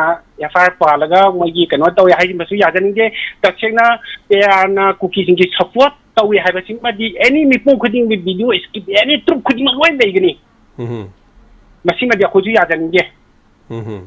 ꯑꯗꯨꯒ ꯑꯩꯅ ꯈ꯭ꯋꯥꯏꯗꯒꯤ ꯊꯃꯣꯏ ꯁꯦꯡꯅ ꯅꯨꯡꯉꯥꯏꯇꯕꯗꯤ ꯃꯣꯏꯅ ꯍꯧꯖꯤꯛ ꯉꯔꯥꯡ ꯅꯍꯥꯟ ꯗꯦꯠ 29ꯒꯤ ꯅꯔꯥꯟ ꯁꯦꯅꯥꯗ ꯆꯠꯊꯔꯤꯕ ꯂꯥꯟꯁꯦ ꯁꯤꯅ ꯁꯨꯝ ꯇꯛꯊꯔꯛ ꯇꯥꯔꯒꯗꯤ ꯍꯧꯖꯤꯛꯐꯥꯎꯗ ꯂꯩꯔꯤꯕ ꯂꯩꯉꯥꯛꯁꯤꯅ ꯇꯨꯃꯤꯟꯅ ꯂꯩꯔꯤ ꯃꯔꯝꯅ ꯀꯔꯤꯒꯤꯅꯣ ꯑꯗꯨꯒ ꯁꯦꯟꯇꯔ ꯒꯣꯔꯃꯦꯟꯅ ꯀꯥꯏꯍꯜꯂꯣꯏꯁꯨ ꯍꯥꯏꯔꯒ ꯆꯤꯡꯒꯤ ꯂꯝꯗꯅ ꯑꯃꯤꯠ ꯁꯥꯍꯅ ꯌꯦꯡꯁꯤꯜꯂꯒꯦ ꯇꯝꯄꯥꯛꯅ ꯆꯤꯐ ꯃꯤꯅꯤꯁꯇꯔ ꯕꯦꯟꯅ ꯌꯦꯡꯁꯤꯟꯄꯤꯌꯣꯅꯁꯨ ꯍꯥꯏꯕꯤ ꯑꯗꯨꯒ ꯇꯝꯄꯥꯛꯀꯤ ꯑꯦꯔꯤꯌꯥꯗ ꯂꯩꯔꯤꯕ ꯃꯤꯁꯤꯡꯒꯤꯗꯤ ꯑꯌꯥꯝꯕꯅ ꯑꯩꯈꯣꯏꯒꯤ ꯏꯔꯥꯡ ꯑꯗꯒꯤ ꯅꯣꯡꯃꯩ ꯀꯥꯞꯄ ꯍꯧꯔꯨꯕ ꯅꯠꯇꯦ ꯈꯥꯂꯤ ꯗꯤꯐꯦꯟꯁ ꯇꯧꯕ ꯈꯛꯇꯅꯤ ꯃꯈꯣꯏꯅ ꯏꯔꯥꯡ ꯍꯧꯔꯛꯄ ꯃꯇꯝꯁꯤꯗ ꯃꯣꯏꯁꯨ ꯇꯥꯔꯝꯒꯅꯤ ꯎꯔꯝꯒꯅꯤ ꯁꯣꯁꯤꯌꯦꯜ ꯃꯤडियाꯅꯤ ꯍꯧꯖꯤꯛꯇꯤ ꯑꯗꯣ ꯃꯣꯏꯅ ꯇꯨꯃꯤꯟꯅ ꯂꯩꯔꯤ ꯃꯔꯝꯁꯤꯅ ꯀꯔꯤꯒꯤꯅꯣ ꯁꯤꯗꯩꯗ ꯆꯤꯐ ꯃꯤꯅꯤꯁꯇꯔ ꯃꯁꯥ ꯑꯃꯅ ꯍꯥꯏꯗ꯭ꯔꯤꯕꯒꯤ ꯃꯔꯝꯁꯤꯅ ꯀꯔꯤꯒꯤꯅꯣ ꯁꯤ ꯃꯣꯏꯅ ꯍꯪꯖꯅꯤꯡꯉꯤꯁꯤꯅ ꯁꯥꯔ ꯁꯤꯒꯤ ꯋꯥꯐꯝꯁꯤꯈꯛ ꯊꯝꯖꯒꯦ ꯊꯃꯣꯏ ꯌꯥꯝꯅ ꯁꯣꯛꯏ ꯌꯥꯝ ꯅꯨꯡꯉꯥꯏꯇꯦ ꯑꯩ ꯄꯨꯛꯅꯤꯡꯒꯤ ꯋꯥꯔꯣꯜ ꯑꯩ ꯍꯧꯖꯤꯛ ꯁꯥꯔ ꯁꯦꯡꯅ ꯍꯥꯏꯔꯕꯗ ꯈꯕꯔ ꯄꯥꯗꯦ ꯑꯗꯨꯒ ꯔꯦꯗꯤꯑꯣ ꯇꯤꯚꯤ ꯄꯥꯎ ꯇꯥꯗꯦ ꯁꯦꯡꯅ ꯑꯩ ꯍꯥꯏꯔꯕꯗ ꯃꯣꯏꯅ ꯉꯥꯡꯉꯤꯕ ꯆꯩꯗꯣ ꯑꯩꯈꯣꯏ ꯇꯥꯅꯤꯡꯗꯕ ꯑꯃ ꯌꯥꯎꯔꯦꯕ ꯁꯥꯎꯅꯤꯡꯕꯅ ꯍꯦꯟꯀꯠꯂꯛꯑꯦꯕ ꯑꯗꯨꯅ ꯁꯨꯃꯥꯏꯅ ꯉꯥꯏꯍꯥꯛ ꯑꯩꯈꯣꯏꯒꯤ ꯁꯝ ꯗꯥꯏꯃꯟ ꯇꯤꯚꯤ ꯑꯩ ꯏꯁꯩ ꯁꯛꯃꯤꯟꯅꯁꯤ ꯀꯥꯏꯅ ꯇꯧꯕꯁꯦ ꯑꯩꯈꯣꯏ ꯁꯔꯨꯛ ꯌꯥꯔꯒ ꯁꯨꯃꯥꯏꯅ ꯉꯥꯏꯍꯥꯛ ꯋꯥꯈꯜ ꯅꯨꯡꯉꯥꯏꯕ ꯑꯣꯏꯅ ꯁꯥꯟꯅ ꯇꯧꯕ ꯋꯥꯅꯤ ꯑꯩ ꯇꯁꯦꯡꯅ ꯔꯦꯗꯤꯑꯣ ꯇꯥꯗꯦ ꯁꯤꯅꯦꯃꯥ ꯉꯥꯏꯍꯥꯛ ꯌꯦꯡꯕꯅꯤꯅ ꯃꯣꯏꯒꯤ ꯄꯥꯎ ꯅꯨꯡ ꯀꯩꯅꯣ ꯁꯛ ꯑꯩ ꯇꯥꯗꯦ ꯃꯔꯝꯗꯤ ꯃꯣꯏ ꯉꯥꯡꯉꯤ ꯇꯁꯦꯡꯅ ꯇꯥꯅꯤꯡꯗꯦꯕ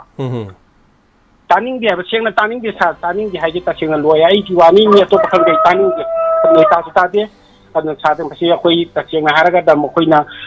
ꯒꯣ ꯕꯦꯛ ꯃꯩꯇꯩꯒ ꯍꯥꯏꯔꯛꯄꯁꯤꯗꯤ ꯑꯃꯨꯛ ꯍꯦꯟꯅ ꯇꯦꯟꯁꯟꯁꯤ ꯏꯁꯥꯗ ꯏꯃꯣꯁꯅꯦꯜ ꯑꯣꯏꯌꯦꯕ ꯑꯩꯅ ꯍꯥꯏꯖꯅꯤꯡꯕ ꯁꯥꯔ ꯃꯁꯤ ꯑꯗꯨ ꯈꯠꯁꯤ ꯀꯔꯤ ꯍꯥꯏꯒꯗꯕꯅꯣ ꯑꯩꯈꯣꯏꯁꯨ ꯀꯔꯤ ꯇꯧꯒꯗꯕꯅꯣ ꯍꯥꯏꯕꯁꯦ ꯀꯔꯤ ꯍꯥꯏꯒꯅꯣ ꯏꯁꯥꯁꯦ ꯈꯟꯕꯗ ꯑꯋꯥꯕ ꯑꯃ ꯑꯣꯏꯔꯤꯕ ꯑꯃꯨꯛ ꯍꯦꯟꯅ ꯊꯥꯒꯠꯆꯔꯤ ꯁꯤꯅꯤ ꯑꯩꯅ ꯊꯝꯖꯅꯤꯡꯕ ꯋꯥꯐꯝꯁꯦ ꯁꯥꯔ ꯄ꯭ꯔꯦꯝꯖꯤꯠ ꯊꯦꯡꯛ ꯌꯨ ꯑꯗꯣꯝꯒꯤ ꯄꯨꯛꯅꯤꯡꯗ ꯐꯥꯎꯕ ꯋꯥꯈꯜꯂꯣꯟꯗꯨꯅꯤ ꯑꯗꯨꯅ ꯃꯅꯤꯄꯨꯔꯗ ꯂꯩꯕ ꯄ꯭ꯔꯖꯥ ꯄꯨꯝꯅꯃꯛꯀꯤ ꯋꯥꯈꯜꯂꯣꯟꯗ ꯑꯁꯨꯝꯅ ꯐꯥꯎꯔꯦ ꯍꯥꯏꯕ ꯋꯥꯐꯝꯗꯨꯃꯁꯨ ꯈꯪꯉꯦ ꯍꯥꯏꯕ ꯇꯥꯔꯦ ꯑꯗꯨꯅ ꯃꯌꯥꯝ ꯄꯨꯝꯅꯃꯛ ꯇꯨꯃꯤꯟꯅ ꯂꯩꯕꯤꯔꯤꯕꯁꯤꯡꯁꯨ ꯑꯗꯨꯝ ꯈꯜꯂꯝꯒꯅꯤ ꯌꯦꯁ ꯑꯗꯨꯗꯤ ꯑꯩꯈꯣꯏ ꯄꯨꯛꯅꯤꯡꯗ ꯀꯔꯤ ꯐꯥꯎꯔꯤ ꯍꯥꯏꯕꯗꯨ ꯈꯟꯕꯤꯔꯣ ꯃꯗꯨꯅꯤ ꯑꯩꯈꯣꯏ ꯁꯔꯀꯥꯔꯗ ꯂꯥꯟ ꯇꯧꯔꯁꯦ ꯍꯥꯏꯕ ꯅꯠꯇꯦ ꯑꯗꯨꯒ ꯑꯩꯈꯣꯏ ꯑꯆꯨꯝꯕ ꯈꯣꯜꯂꯥꯎ ꯈꯔꯗꯤ ꯑꯩꯈꯣꯏ ꯂꯥꯎꯃꯤꯟꯅꯕꯒꯤ ꯃꯊꯧ ꯇꯥꯏ ꯑꯆꯨꯝꯕꯅꯤ ꯍꯧꯖꯤꯛ ꯊꯧꯕꯥꯜ ꯗꯤꯁꯇ꯭ꯔꯤꯛ ꯏꯝꯐꯥꯜꯒꯤ ꯃꯐꯝ ꯈꯔ स्वाइजी खक्तनी होजी इरांग लेतब मसिदगी खितंग हे चथोखिबदा मसिदगी किलोमीटर यांखै अदुगा किलोमीटर निफु सेबोद हेक चलु मतमदा अखोई चथोक पे यारिब्रा होजी यादे कयाम कुइना तौ लेखिदोरिम नो सुमाय थागचरि ओजा प्रेमजित थैंक यू सो मच थागचरि अनाना अन मया पुरमंगना सरुगा बिरिबसिंगना सो मुखसो आई हाइजरि अदोम अदोमना फजरब वारोल सिंह फोंखिबा लेरसो अदोमना क्लिप तोमा अदोम स्क्रीनशॉट थाबिरो वीडियो लौर कांदा अदोमगी फेसबुक पेज दा अदुम थाबियु थागत पिरकांदा अदुम मथंग मथंग टैग तौनरकांदा अदुम मरी मरी अदुम यौगिनी अदुगा हनना थागचरि सुभाष संदाम अखोई डायमंड की टीवी की चटनबी हाइबताइको सुभाष अखोई तीना लोइनरिबा मयाम पुनमक्से अदुम अखोई फैमिली ओइना अखोई लोइना अदुम लोइना भाइबताइ दूरदर्शन दा चलगा दूरदर्शन की दीदी के इम्फाल दा चलगा हंगाम कोबी पूरगा मयाम चलुई अदुगा चाक सानरुई हाइबदि कशु लेरमोय अखोई डायमंड टीवी की मसी फत्तेना लौगदोरा फाइना लौदोरा मयाम अदुम लौबिरो ngasi se khoi gi sidai tv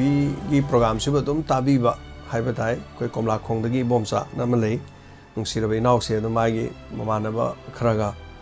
dum la kan dai khoi si lei staff sing me punoma ka haiba dai moina dum nga masa ma dum pujarak pani mana ma singing gold hoba pochai khamen kodagi atai atai mayama mana ma sing ko bi hawai dum pura la pa du khoi si chak chara ma chami nei aduna sandham subhas na ingoda hangbirak pani sir करी इंसांग साबिगेन अदुना मखोइना अदुमाइना पुरे इरोमबसु यावरे nga thongबसु यावरे कांगोकसु यावरे अदुमाइना इसम चमना चमफुचु यावरे अदा इदि सा अदुम नारिबनिना काबो काबो अचम खरा खरा अदे गा मतुम मकरी मसुमाइना साजरे हाइजगे आइना तमजरी देतेगी नते अखोइगी सिदैदा अखोइ फैमिली दा मयाम दा लेरि से अखोइ सुमाइना तोरग लोइनी अदुना ngasi सु दमाइ तौदना टीम दु लापिरग चानै हाइतारे इमा सुमति नमागी थागी डोनरगी सही में लुपा लिंग चनी पीर लुपा लिंग हापीरे इमाना हाइबिरे स्टाफ सिंह मैम पुनम चाबीयू इमा सुमति परोक खोजिंदगी तापीरे कैरक्तगी थोबी वाबगाई कदाजितगी मेनाव हियांगलमदगी वाइकोम थोबी थांजिंग थबी खोंद्रोम ओमोरो तेनौ मानबी खामेना खाबी ने चिंगबा पीबिरे याम नुवाइजे इमा सिंह इतैमा सिंह इचे सिंह चन सिंह मैम नमु थौरम सि तारकांद मखोइना पुरकबै लाउथोकचरपगी नुवाइबसु याम लेजै मसी अखोइ चनबिनी अतोप चैनल अमतदा समाइन तौरमोय मधु फबा अमसुंग फतबदि दु मैम लेपिरो इचे सैतबतीना चेरापुरदगी लुपा चनी मा अखोइ नहानगी इमामी अमा सिंजमैगी दुदा पिबियो लुपा चहुम अमना युपाना अवानागी चटपदा सिजनबियो हाय मसीगी दमता थागचरी चेगी लुपा चहुम से मखन कयादा हिरम कयादा सिजन जगदोरिनी अखोइना चचरकपा हंदक खुनगाकपसिंग अवाब ताबसिंग मयाम पुरम अखोइ चचबदु वीडियो ओइना मथंग मथंग थागचरके थौबाल वांगमा ताबदगी अखोइ हेंदे लाइस्रम लुपा चमगा पिबिरमी Hende Laishram thank you so much मसामकसु बीडीएफ अमा ओइबा अदुगा डायमंड टीवी बु नुंसिबिबा हाइबता फंक्शन गा तौबसिंग गन्ना लागा स्टेज हाबा यावबा इनाउनि याम नुंसिबा अदुगा फोन नेटवर्क यादबदगी खरा लापथोगा लेबनी अदु मसामक ला पिबिरमनी अदुगा मेरा सिंह कुगी जारीबोन हाइलाकांडी असम दगी लुपा लिंग चौगा पीबिरम इयामबु हनना थागचरी असम दगी पीबिरकपा लुपा लिंग चौगा अखोई फ्रंट लाइन द लेरिबा सिंह हाइजबताई मखोई अवाना सिंगी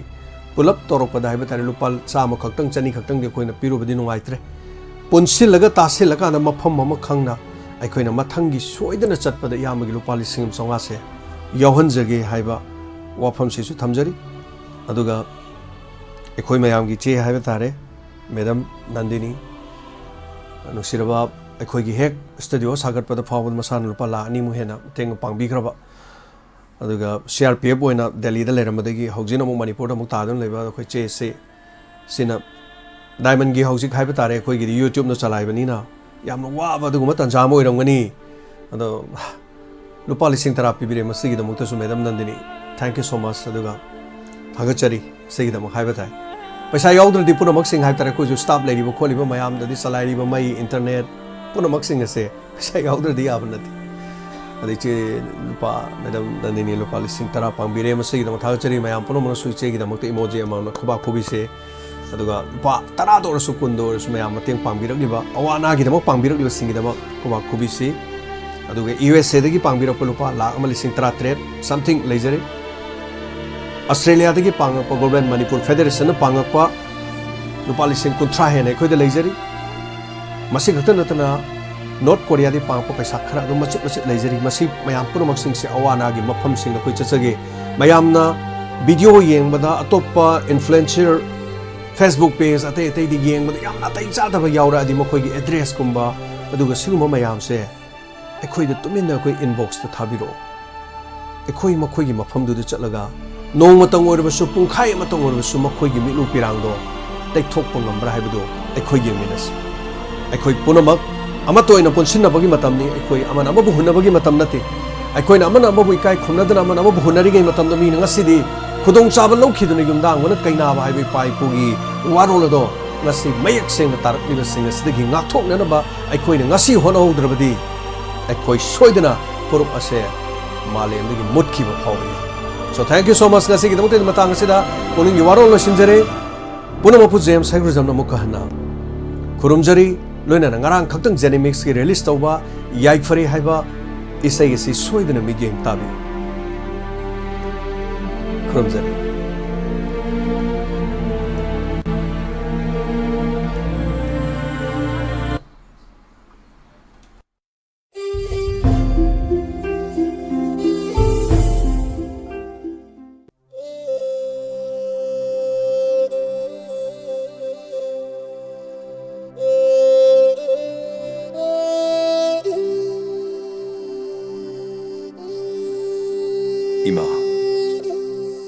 इमा नुंगशिबी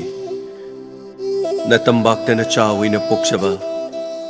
कयागी मतिक सौथोक्सनिंगाय होइरिबा इमा नुंगशिबी मिरोल चाम लाक्षनु ngamloina cha kayagi igi ichena leptriba phawa pomnafam imabu munkhiba kanana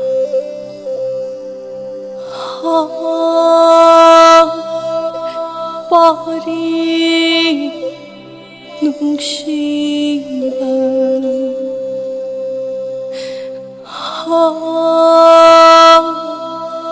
ikmo nungshibi kambi may huraba imabu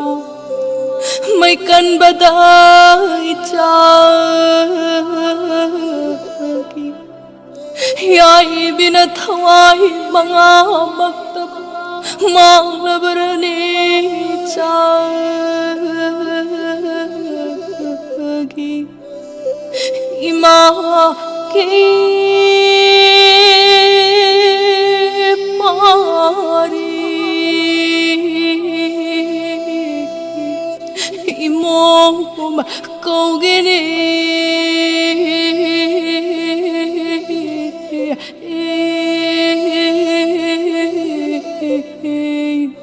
imana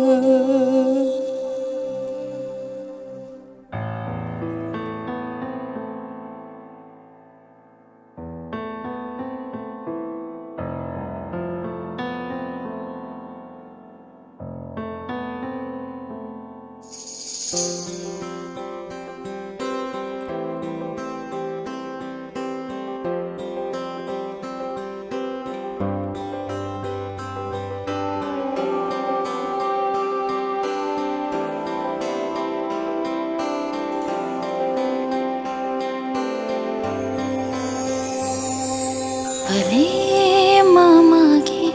Mickey maniyo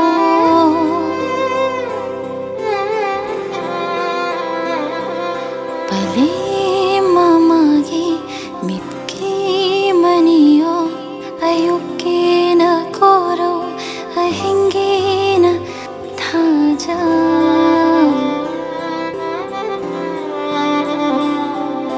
ayuke na ahingina thaja hayrandananna chatlavara hallakpayadrava lambiduda hayrandananna chatlavara hallakpayadrava lambiduda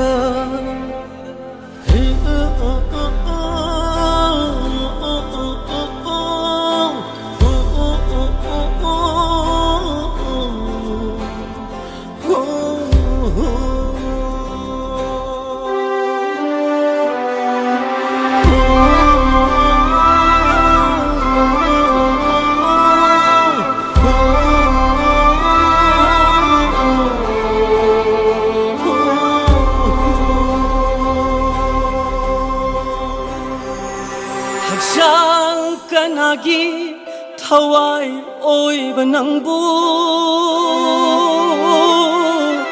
kauri bashe muktang khumla khone nangbu chang kanagi thawai oiba nangbu kauri bashe muktang khumla khone nangbu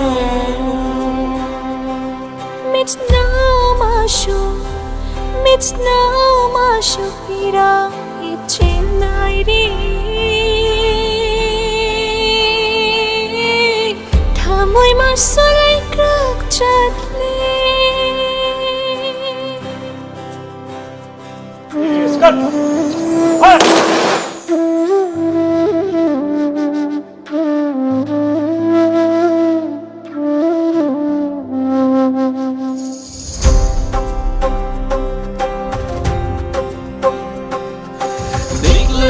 Sana leirang pai la balem kaya na pangbong tanggat okli ng bungay riye at tauba Niklo kut sana leirang pai la balem kaya na pangbong tanggat okli ng bungay riye at tauba Imagi pare imagi imom jen khano langam hiral pai do na